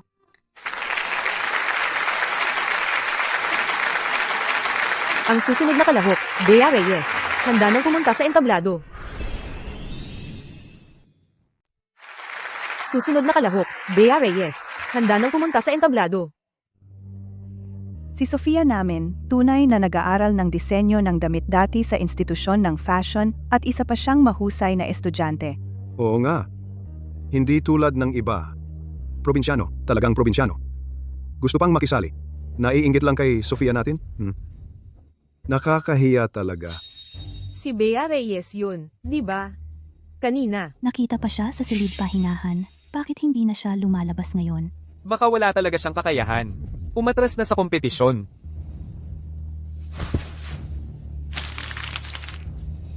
Si Bea Reyes. Hindi lumalabas para makipagkompetensya. Sumuko na lang. Huwag ka nang lumabas at magpakahiya. Alam ko nang hindi siya kaya. Wala man lang siyang lakas ng loob na pumunta sa entablado.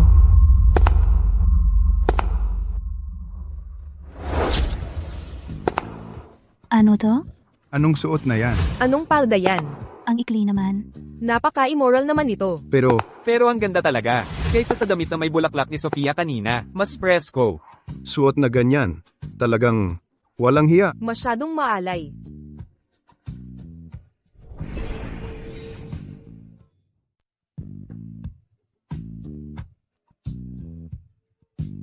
Ang ikli naman ng damit na ito. Hindi ito pwedeng isuot sa labas. Tiyak na, pagchichismisan ako ng mga tao. Mukhang pamilyar ang telang ito. Parang simpleng magaspang na tela lang. Pwede bang gamitin ito para sa disenyo? Akala ko ay may magandang bagay. Ito pala ay immoral na maikling blusa. Baka galing sa tindahan ng sari-sari kumuha lang ng isa. At may kapal ka ng mukha na ilabas ito sa kompetisyon? Oo nga, ito ay isang lehitimong kompetisyon sa disenyo ng damit. Ganyan ang suot mo sa kompetisyon? Ano ang intensyon mo? Ginang Reyes, ito ba ang iyong huling obra para sa kompetisyon? Ito ang aking disenyo. Pero hindi pa ganap na naipapakita. Bea, bumaba ka na agad. Tigilan mo na ang daldal para hindi mamaya ka mapahiya sa hurado. Oo nga, ano ang pinagpapanggap mo? Hindi marunong sa disenyo. Huwag kang magpakita at nakakahiya. Sinasabi ko sa iyo, ang disenyo ni Sofia ay mas makatwiran. Maganda at praktikal. At may disenyo. Totoo. Masyadong advanced ang disenyong ito. Hindi gaano akma sa pampublikong panlasa. Hindi rin praktikal. Kung ikukumpara, ang obra ni Sofia ay mas akma sa tema ng kompetisyon. Ano ang problema? Wala ka nang masabi? Probinsyano, gusto mo pang makipagkumpetensya kay Sofia? Wala kang alam sa kahihinatnan. Mga hurado. Dahil si Ginang Reyes ay hindi pa tapos ipakita ang kanyang obra, bakit hindi hintaying matapos niyang ipakita bago magdesisyon?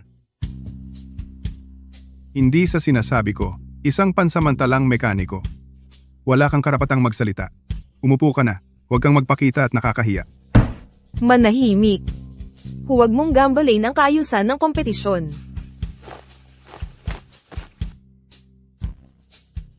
Magpanggap ka pa?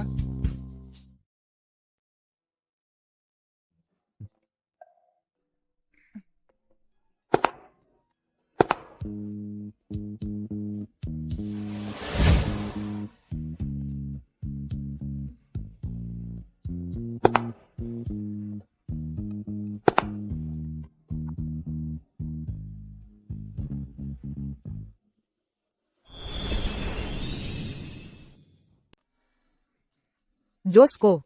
Damit. Ganyan pala pwedeng i-disenyo. Ang galing naman. Ang ganda naman. Mas maganda ito ng 100 beses kaysa sa damit na may bulaklak ni Sofia kanina. Sige. Ginang Reyes. Para kang isang henyo.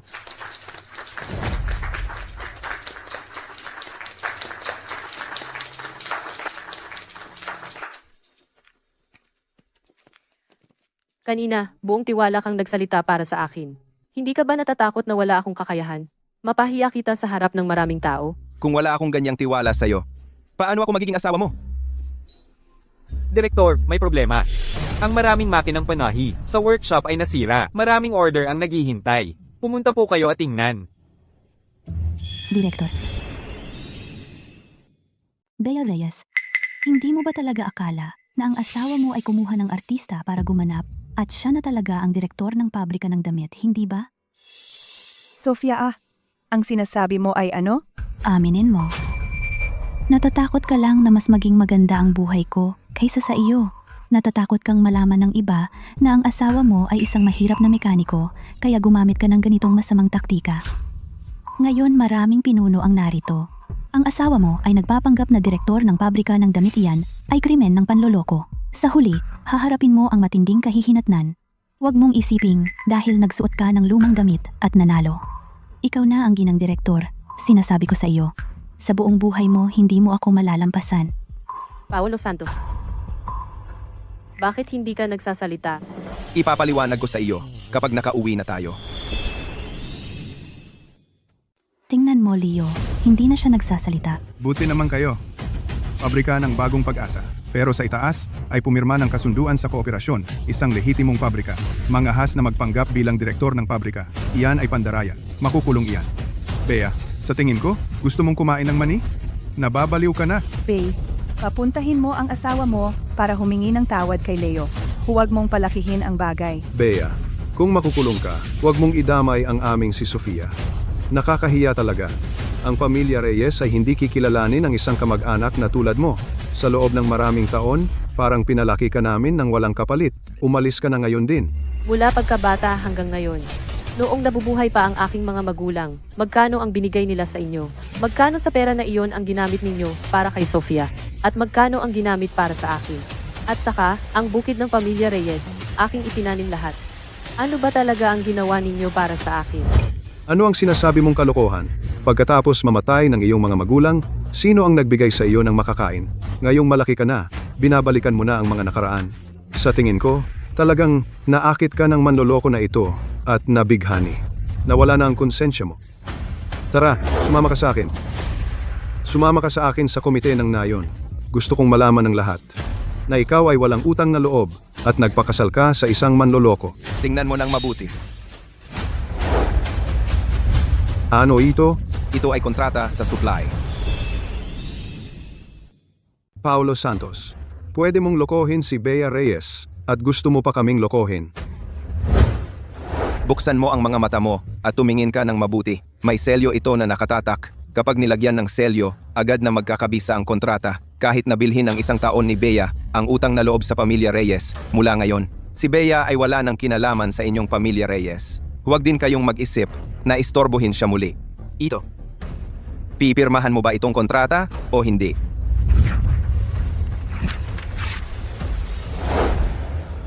Bea, huwag mong lokohin ang tatay ko. Ito ay krimen ng panloloko. Gusto mo bang ang tatay ko? Isali rin, hindi ba?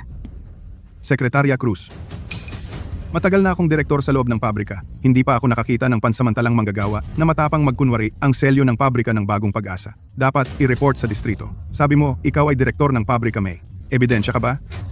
Tingin ko, ngayon ay sumusuko ka na. Sekretarya Cruz dito ngayon. Tamang-tama, ihahatid ka sa himpilan ng pulisya. Ito. Sekretarya Cruz, dumating ka na sa wakas. Ito ang lalaking walang hiya. Hindi lang siya nagkunwaring direktor ng pabrika natin. Ginawa pa niyang peke ang selyo at kontrata ng pabrika. Gusto niyang lokohin ang biyenan ko para pumirma. At itong si Bea Reyes, ang kanyang disenyo siguradong ninakaw lang iyan sa kung saan. Paano naman ang isang hampas lupa na hindi nakapag-aral sa universidad ay makakagawa ng ganoong klaseng damit? Sekretarya Cruz, buti nandito ka. Ginawa nila ito para lokohin din ang tatay ko at madamay ang pabrika natin. Si Bea Reyes, para manalo sa kompetisyon, kahit ganitong masamang paraan ay ginamit na niya. Kailangan mo kaming tulungan. Ginoong Santos. Sekretarya Cruz, baka nagkakamali ka? Pekeng tao siya. Sino ang sinasabi mong pekeng tao? Siya iyon, Sekretarya Cruz. Hindi ba dati mong sinabi na hindi mo siya kilala? Inutusan ako ni Ginoong Santos na itago ang kanyang pagkatao. Sekretarya Cruz, yung kontrata kanina. Dahil si Ginang Sofia Reyes ay pinunit na ito, ipawalang bisa na lang. Ikaw itong walang silbi. Sino bang nag-utos sa'yo na punitin ang kontrata? Tatay, bakit mo ako sinaktan? Manloloko sila. Manloloko ka, Bea. Kasalanan ni Tito na hindi maganda ang trato sa iyo. Nagkamali lang ako. Sana huwag mo na kaming pagtuunan. Ngayon, ginang direktor ka na. Alagaan mo ang pamilya Reyes. Tulungan kayo? Kanina lang, nag-aaway at nagtatalo kayo. Gusto ninyong putulin ang relasyon sa akin. Ngayong ginang direktor na ako, pinapatulong ninyo ako. Mang Jose, walang hiya ka? Bea Reyes, huwag kang walang utang na loob. Alam mo ba kung anong lugar ito? Ito ang lugar ng iyong mga magulang kung saan sila namatay sa sunog. Si Paulo Santos ay maaaring siya ang mamamatay tao na pumatay sa iyong mga magulang. At gusto mo pa siyang makasama habang buhay. May konsensya ka ba sa iyong mga magulang? Wala muna akong sasabihin tungkol kay Paolo Santos. Kung may kinalaman siya rito o wala, pero ikaw, naghahasik ka ng gulo. Ayaw mong maging mabuti ang kalagayan ko. Kung magsasalita ka pa ng hindi totoo, mararanasan ninyo ang epekto ng paninirang puri. Leo. Walang hiya, kasalanan mo ito. Leo, sinaktan mo ako. Ano kung sinaktan kita? Sino ang may kasalanan? Kung bakit ako naghihirap ng ganito? Leo, lahat ng ginawa ko ay para sa iyo. Kung hindi dahil sa akin na nagbigay sa iyo ng mga disenyo, hindi ka makakapasok sa bagong pag-asa bilang direktor ng workshop at Hindi ka naman kasing ganda ni Bea. At hindi ka rin kasing husay niya. Pinakasalan kita dahil dito lang? Ano sa palagay mo ang gusto ko sa iyo? Sabi mo, ikaw ay estudyante sa kolehiyo? Ninakaw mo ang kay Bea Reyes gamit ng isang babaeng taga nayon? Estudyante sa kolehiyo. Gusto mo bang tanungin si Sofia? Paano siya nakapasok sa universidad? Anong ibig mong sabihin? Noong nakapasa ako sa universidad, siya ang nagnakaw ng aking abiso ng pagtanggap at disenyo. Oo, iyon ang mga nasa kamay mo. hindi ganyan. Leo, hindi ganyan. Ah, ganun ba? Simula pa lang, niloloko mo na pala ako? Anong disenyo? Ho, ho, abiso ng pagtanggap sa universidad. Bawat set ay mas kahanga-hanga kaysa sa nauna. Akala ko, nakahanap ako ng kayamanan. Ipinagyayabang ko sa lahat. Nakapag-asawa ako ng mabuting asawa. Pero, ano ang nangyari? Ninakaw ang abiso ng pagtanggap. Inagaw ang disenyo, Sofia. Ang kapal ng mukha mo. Leo, Bakit ka umiiyak? Nakakadiri ka talaga. hindi ganyan. Noon, natatakot ako na isipin mo na wala akong kakayahan at pinag-aralan. Natakot ako na baka hindi mo na ako gusto, Leo. Pakibigyan mo ako ng isa pang pagkakataon. Pangako ko, hindi na kita lolokohin, Leo. Tama na. Kung hindi dahil sa kakayahan mong tulungan akong umakyat sa posisyon sa loob ng pabrika, akala mo ba talagang pakakasalan kita? Sige na, ngayong peke na ang lahat sa'yo. Bakit pa kita pananatilihin? Ang kasal na ito ay kailangang maghiwalay. Kuya Leo. Bakit? Naawa ka ba sa akin? Pumunta ako para maningil sa'yo.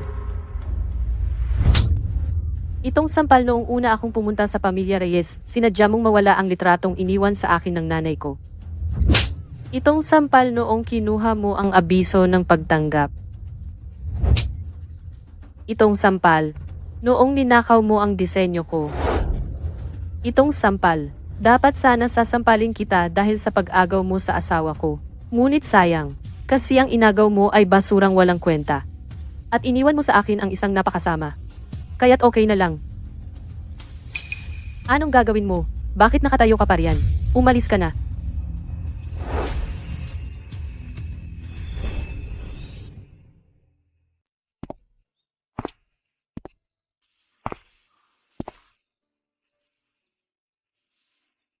Bea. Tapos na yan. Dati, akala ko may mga bagay.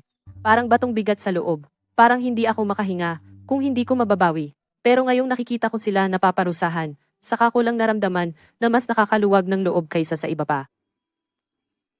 Ano ba? Natakot ka ba? Hindi naman. Para kang bayani. Paolo. Dati, akala ko, kailangan kong lumaban ng mag-isa. Walang maaasahan.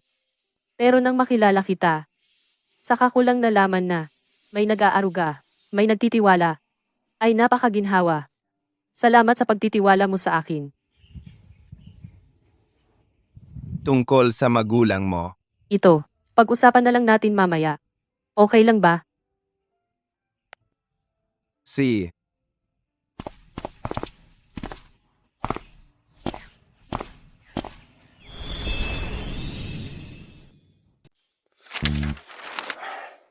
Direktor, nagtatampo ka pa ba kay Ginang? Para sa ikabubuti mo ito. Ang dahilan, nagtatampo sa iyo si Ginang, ay dahil lang noong dati itinatago mo ang iyong pagkakakilanlan.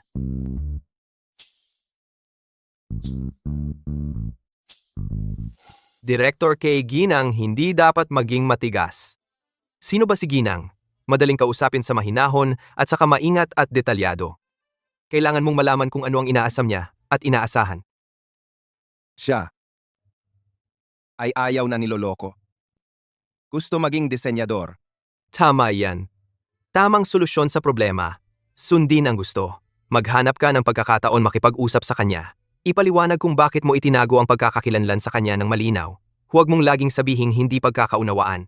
Sabihin mong natatakot kang mawala siya. Ang iyong tunay na nararamdaman, ilabas mo lahat. Ginang malambot ang puso at maniniwala sa iyo, Direktor. Asawa ko. Ang pinakamahalagang dote ay ang taos-pusong pagtrato. Doblehin ang premyo.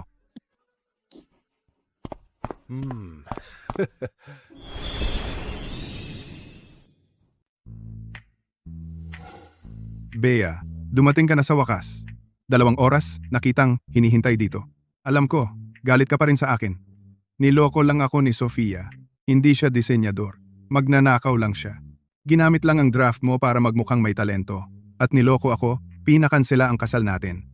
Wala kang dapat ipag-alala. Kinasal na ako sa kanya. Noong isang araw, tinapik ko lang sa mukha niya ang kasunduan sa diborsyo. Leo, baliw ka ba? B, hindi ako nagbibiro. Alam kong mahal mo pa ako. Bea, maliwanag ang isip ko. Hindi ba halata? Palagi kang sumasalungat kay Sofia?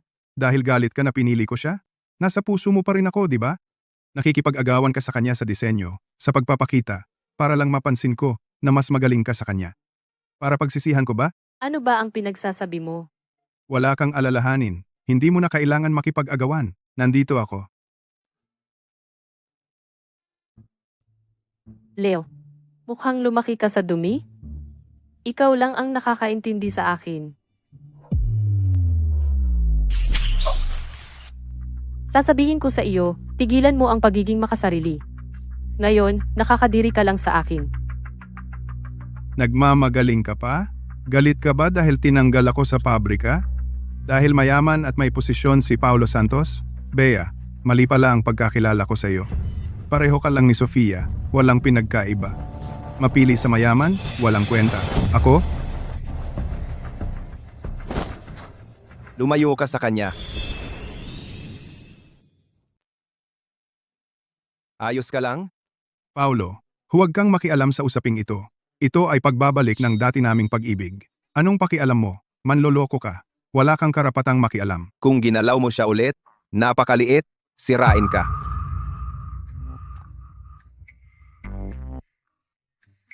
Hawakan mo. Leo, may oras ka para magwala dito.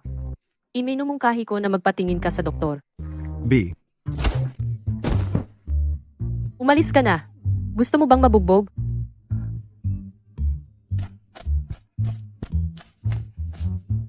Tara na.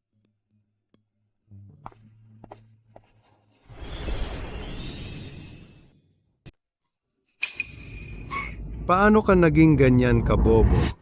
Ngayon, ayos na. Ikaw, pinalayas ka na nga. Si Leo Garcia ay tumakas na rin. Pagkatapos nito, ang aming pamilya, kung paano mananatili sa bayan. Mula ngayon, iwasan mong guluhin si Bea Reyes. Natatakot ka lang kay Bea Reyes at linawin ang bagay sa pamilya Santos. Alamin ang katotohanan noong mga nakaraang taon. Baliw ka na ba? Paano mo masasabi ng ganyan? Ano bang hindi masasabi? Ano bang hindi masasabi? Nasa ganitong sitwasyon na tayo. Ano pa bang dapat katakutan kung hindi dahil sa iyo noon? Ang supply channel ng pabrika ng Bagong Pag-asa, ibinenta sa pabrika ng Liwanag. Nalaman ng namatay na magulang ni Bea Reyes. Sila ay sinunog mo hanggang mamatay? Gusto mo akong takutin? Kung ayaw mong malantad ang maruruming gawa mo noon, si Bea Reyes dapat mamatay. Sofia, ayos ka lang ba? Sofia, Sige, wala na yon. Okay na. mga lalaki kasi, hindi ba gusto nila ng bago? Si Bea Reyes ay mainiti ng ulo. Ako naman, marunong mag-alaga. Sa tamang panahon, kailangan ko lang makipagrelasyon kay Paulo Santos. Ang pera niya, kapangyarihan. Hindi ba lahat ay atin? Nanay, Okay lang yan.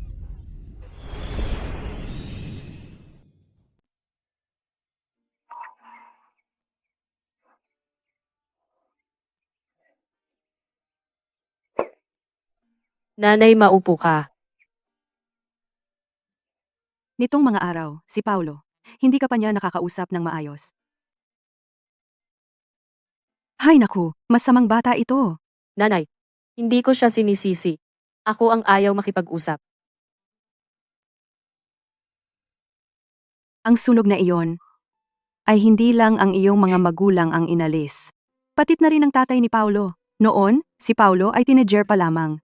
Karga-karga niya ang larawan ng kanyang ama. Umupo siya sa harap ng pabrika ng 3 araw. Kahit sino ang tawag sa kanya, hindi siya tumayo. Pagkatapos, ipinilit niyang kunin ang pabrikang ito. Alam ko, na gusto niyang tuparin ang hiling ng kanyang ama. At gusto rin niyang malaman ang katotohanan ng sunog na iyon. Bea, hindi ko nais na ipagtanggol si Paulo. Kaya lang, tingnan ko kayong dalawa. Ang isa'y puno ng alalahanin sa kanyang mga magulang. Hindi makalimot. Ang isa'y takot na baka ka magkamali ng intindi. Hindi magsabi. Nag-aalala ako, anak. Nakita ko na ang paghihiwalay at kamatayan. Kaya sana, huwag ninyong ulitin ang pagkakamali. Parang paulit-ulit akong nag-iisip ng sobra. Palagi kong iniisip ang nakaraan. Ngunit nakalimutan kong tingnan ang taong nasa harapan ko. Nanay, pupunta na ako sa kanya ngayon. Sige, pumunta ka. Mag-ingat ka sa daan. Paolo, alam kong nagkamali ako. Noong una, nagkamali ako ng paghusga. Tayo ang tunay na magkatipan na mag-asawa. Paolo, si Ate Bea ay mainitin ang ulo. Sino ba ang mas marunong maglingkod kaysa sa akin? Marunong akong gumawa ng kakanin. Marunong akong magtahi ng damit. Pwede kitang alagaan araw-araw, maglaba at magluto. Basta tutulungan mo ako.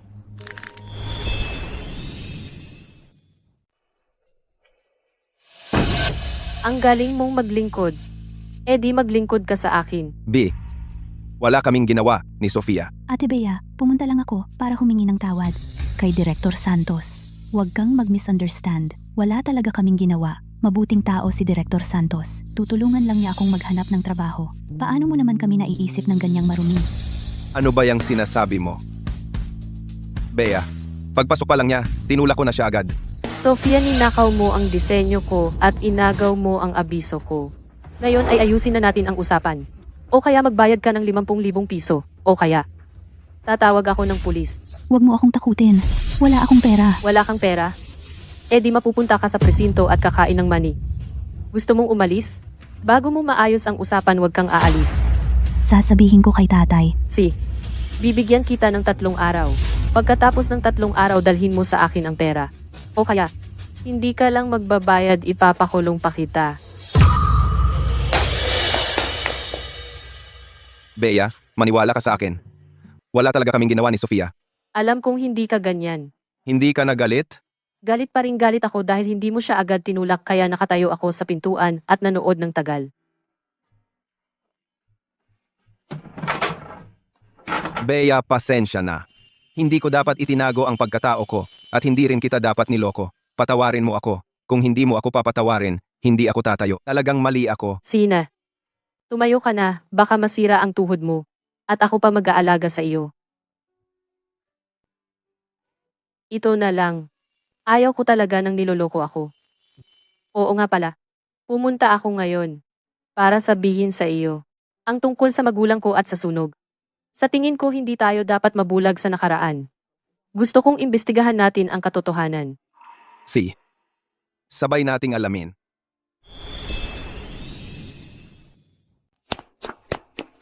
Bea, hindi kita papatahimikin.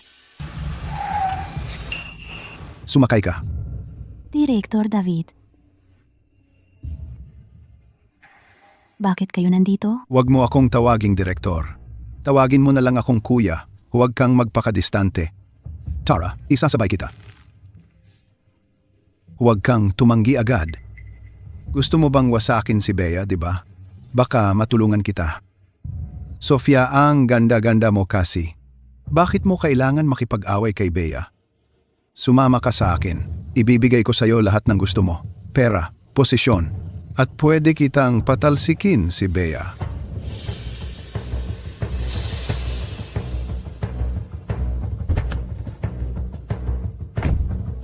Mabuti naman. Huwag kang mag-alala. Sumama ka sa akin. Hindi ka malulugi. Bea, Nandito na ako. ang galing mo talaga magluto ah. Nanay, huwag mo naman akong purihin. Kung gusto mo, lulutuan kita araw-araw. Siguradong umuwi na yung masamang bata. Bilisan mo, buksan mo na ang pinto. Bakit ang aga mo? Bakit ang aga mo? Bea, Bakit ka nandito? Ano bang sasabihin mo? Dito na lang sa pintuan sabihin. Bea. Ngayon, pumunta ako. Talaga, may sasabihin ako sa iyo. Tungkol sa sunog noong araw ng iyong mga magulang. May nakatagong dahilan. Ano bang gusto mong sabihin? Sabihin mo ng diretso, huwag mo akong paghulaan. Noong araw. Noong sumiklab ang apoy na iyon, sabi ng tito mo, ang pinto ng workshop ng nanay mo ay nakalock. Hindi sila makatakas kahit gusto nila. Kung hindi sana. Ito. Ikaw at si Tito ay hindi kailanman sinabi sa akin. Ngayon, binabanggit mo ito. Iyon ay dahil. Ang aming pamilyang ganito, paano makakalaban sa mga taong tulad nila, dumiretso laban? Pero ako pa rin ang tita mo. Hindi ko kayang makita kang naloloko. May iba pa ba? Mayroon pa. Pagkatapos na mamatay ang apoy noong araw, ang pamilya Santos ay nagbigay ng pera sa tito mo. Sabi nila ito ay kompensasyon. Pero hindi iyon kompensasyon. Iyon ay talagang bayad para manahimik siya. May ebidensya ka ba? Ang tatay ni Paulo ay namatay din sa sunog na iyon. Kung may problema talaga ang pamilya Santos, bakit nila pinanatili ang pabrika ng Bagong Pag-asa at hinayaan si Paulo na mamuno? Alam kong kahit ano sabihin ko, hindi ka maniniwala. Pero, ang sinabi ng tatay mo at ng iba pa, siguradong paniniwalaan mo iyon, di ba?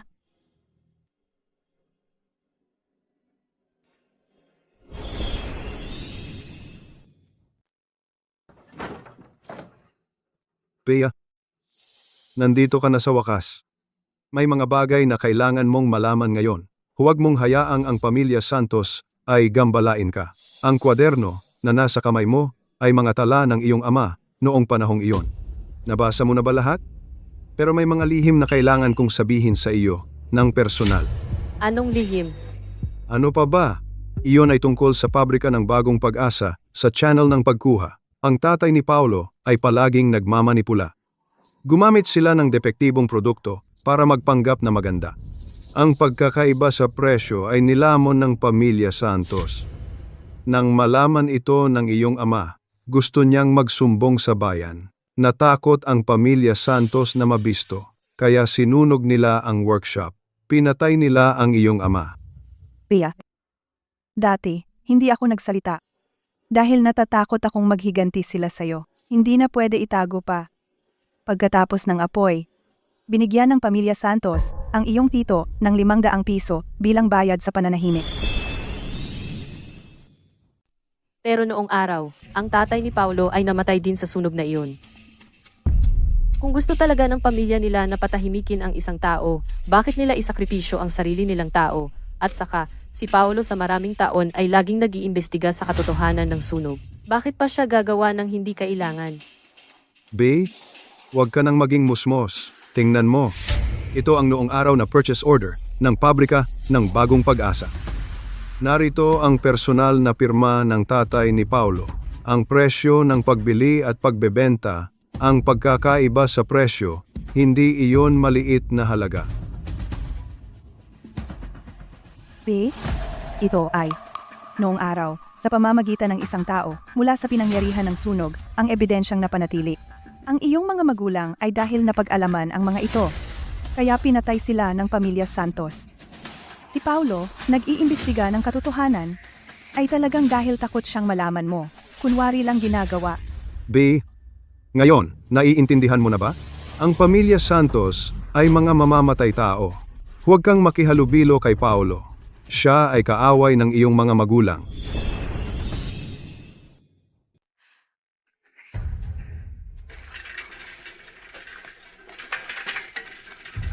Nanay, Paulo, nanay. Bakit ka nandito? kakapunta lang ni Aling Maria sumama si Bea sa kanya. Hanggang ngayon hindi pa bumabalik. Baka may nangyari sa kanya? Nanay, ganito. Huwag ka munang mag-alala. Umuwi ka muna. Pupunta na ako. Susunduin si Bea. Huwag kayong mag-alala. Sige, punta ka na.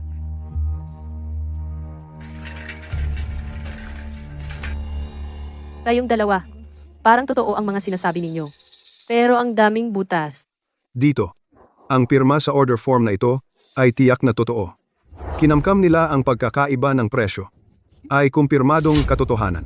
Totoo ang pirma. Pero hindi tugma ang mga account. Dito ito ay 3 buwan bago ang sunog. Ang presyo ng telang koton na binili. Tiningnan ko noon. Ang kondisyon ng merkado ng lahat ng tindahan ng tela sa bayan.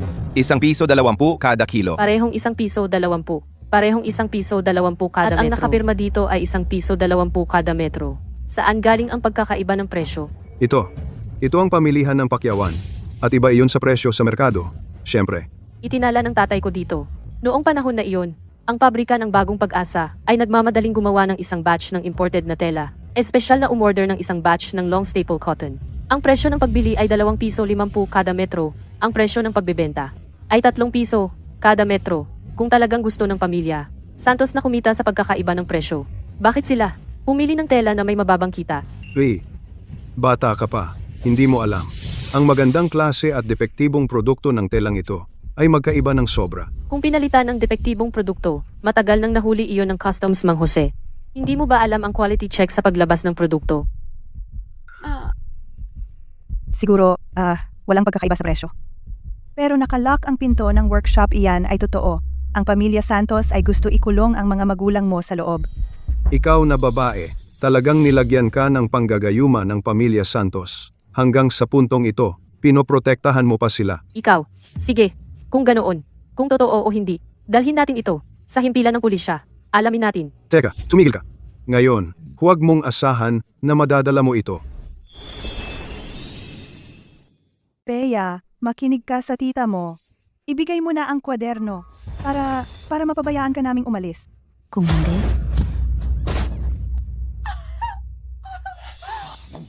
Huwag kang walang utang na loob. Ngayong araw na ito, hindi kita, babae, mamulat. Hindi mo malalaman kung sino ang mabuti at kung sino ang masama. Tito, nakalimutan mo ba? Ang mabibigat na gawain sa bahay nitong mga nakaraang taon at ang gawaing bukid ay ako lahat ang gumagawa? Sa lakas mong yan, gusto mo pa akong saktan? Jose, Ayos ka lang ba? Bea, pamilya naman tayong lahat. Kung may sasabihin ka, sabihin mo ng maayos. Huwag kang manakit ng tao. Sobra ka na. Sobra talaga. Akala nyo ba ako pa rin ang dati si Bea na nagtitiis? Sinasabi ko sa inyo, ngayon wala na akong pakialam. Hindi man ako takot mamatay. Matatakot pa ba ako sa maliit na galaw ninyo? Pero salamat sa inyo, kung hindi dahil sa ginawa ninyo ngayon, hindi ko talaga malalaman ang katotohanan ng ganito kabilis. Sobra talaga.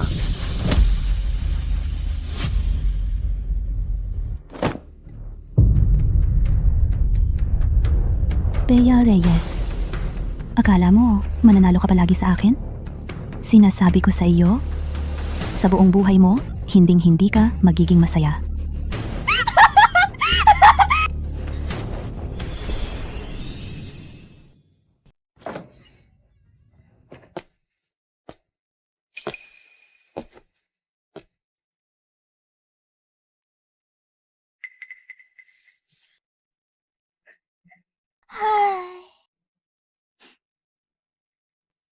Hindi ka ba magaling? Hindi ka ba marunong lumaban at manggulo? Gusto mo pa bang maging ginang direktor? Ngayon, nasa kamay ko ka na. Sofia, ano ba ang gusto mo? Ano ang gusto ko? Siyempre, gusto kitang patayin. Bakit ang ganda ng buhay mo? Bakit patay na ang magulang mo? May nagmamahal pa sa iyo? Bakit? Ang asawa mo ay naging direktor.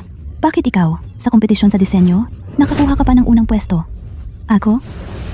Sa huli, wala akong nakuha. Bakit? Bakit? Kumalma ka. Kalmado ako. Akala mo, mahal ka ba talaga ni Paolo? Kung malaman niya, nagkaroon ka ng relasyon sa ibang lalaki. Gusto ka pa ba niya? Ituturing ka pa ba niyang parang kayamanan at aalagaan ka ng husto? Direktor David, sa wakas, nandito ka na. Magkampi kayo. Miss Cheng, tagal na, no? Kaya ang sunog na iyon ikaw din ang may kagagawan. Layunin mong sirain ang bagong pag-asa. Huwag kang mag-imbento. Wala akong kinalaman. Direktor David. Sige, ipaalam mo sa kanya. Ang galing. Kung darating si Paolo, huli na ang lahat. Anong madali? Ipakita natin kay Miss Cheng ang lahat ng ipinagmamalaki niya. Kung paano natin sisirain ngayon. Akala ninyo gamit ang ganitong maruruming paraan ay magagawa ninyo akong ibagsak. Hindi yan gagana. Tiwala si Paolo sa akin. Tulad ng tiwala ko sa kanya. Hindi kayo magtatagumpay.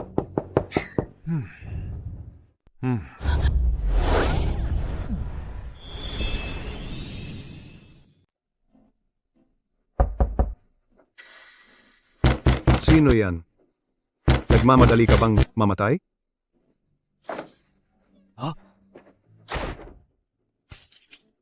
Nasaan si Bea? Direktor Santos, hinahanap mo si Ate Bea? Sa kasamaang palad, wala siya rito. Kanina, sumama si Bea sa'yo papunta sa bahay mo. Nasaan siya ngayon? Paulo, nagkakamali ka. Dumating nga si Bea, pero sa gitna, sumama siya kay Direktor David. Direktor Santos, may isang bagay na hindi ko dapat sabihin. Pero hindi ko talaga kayang tiisin na hindi mo alam ang totoo. Kaninang umaga, nakita ko si Ate Bea at si Mang David sa pasukan ng eskinita, nagkakagulo. At sila ay nagkahawak kamay at pumunta sa bahay tuluyan.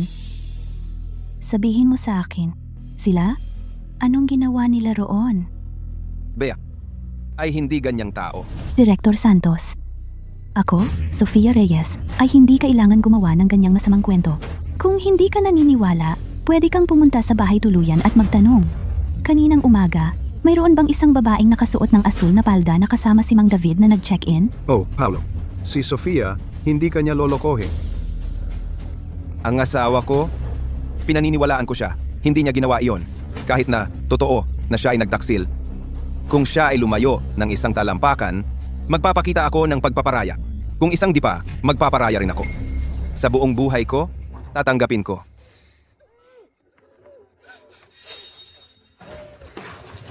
Anong ngayon? Maliit na gulo lang.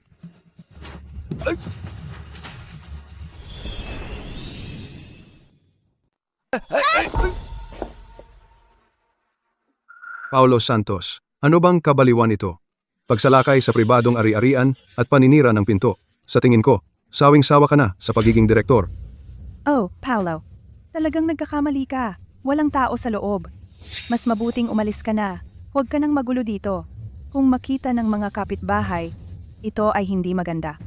Direktor Santos, sinabi ko na sa iyo, di ba? Ate Bea, nag-check-in kasama si Mang David. Ayaw mo maniwala. Ngayon naniniwala ka na. Baka silang dalawa ay nagliligawan ngayon. Ano ba yung ginagawa mo dito? Mag-ingat ka, babalik si Ate Bea at hihingi ng diborsyo sa iyo. Umalis ka na? Kung hindi ka aalis, sasabihin ko sa himpilan ng pulisya na hinaharas mo ako.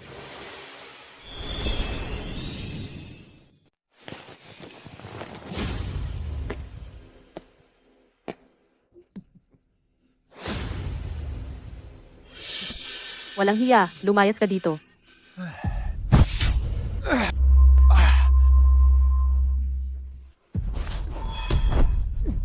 Munting Sinta, matapang ka pa? Ngayon, ipapakita ko sa iyo ang kahihinatnan ng paghamak mo sa akin, Mang David.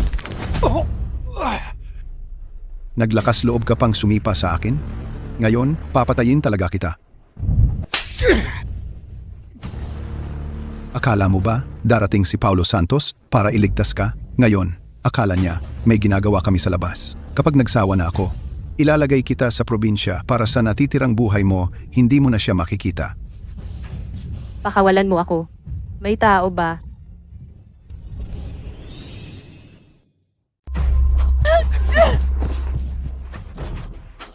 Bea. Hayop. Bea, okay ka lang? Pasensya na, nahuli ako. Paulo, pinalo mo ako?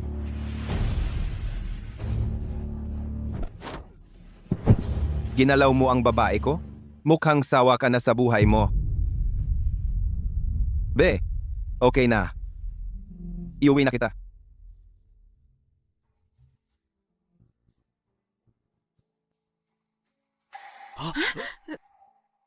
Paulo. Ang katotohanan tungkol sa sunog noon. Sila. Kasama si Mang David, ginawa nila iyon. Sadyang ikinulong ninyo si Bea. At tinulungan ninyo si Mang David na gumawa ng masama. Akala ninyo madali akong apihin? Jose, Wala kami. Si Mang David ang nagpilit sa amin. Noong araw, ang aking mga magulang ay ikinandado mo ang pinto ng kanilang workshop mula sa loob. Ang katotohanan ng sunog ay sadyang itinago mo. Ngayon, kasama mo si Mang David, sinasaktan mo ako. Jose, Hindi ka ba natatakot na malaman ng mga magulang ko sa kabilang buhay? Napuntahan ka at maningil. Kung ganoon, Bea, huwag kang magalit kung hindi na ako magiging magalang sa iyo. Paulo, mag-ingat ka.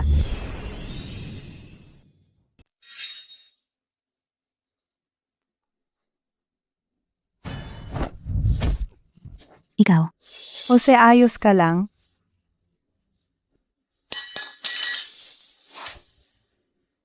Sinadyang panggagahasa. At mayroon pang tao suspek sa sunog sa pabrika ng damit noon na kaso ng sinadyang pananakit. Pagdating ko, tumawag na ako ng pulis. B. Kahit anong sabihin, siya ay tito mo. Kami rin ay napilitan eh. Sa ibang bagay, kaya kong hindi pansinin. Pero itong nangyari ngayon. At ang katotohanan tungkol sa aking mga magulang. Kailangan ninyong bigyan ako ng paliwanag. Paulo, Tara na.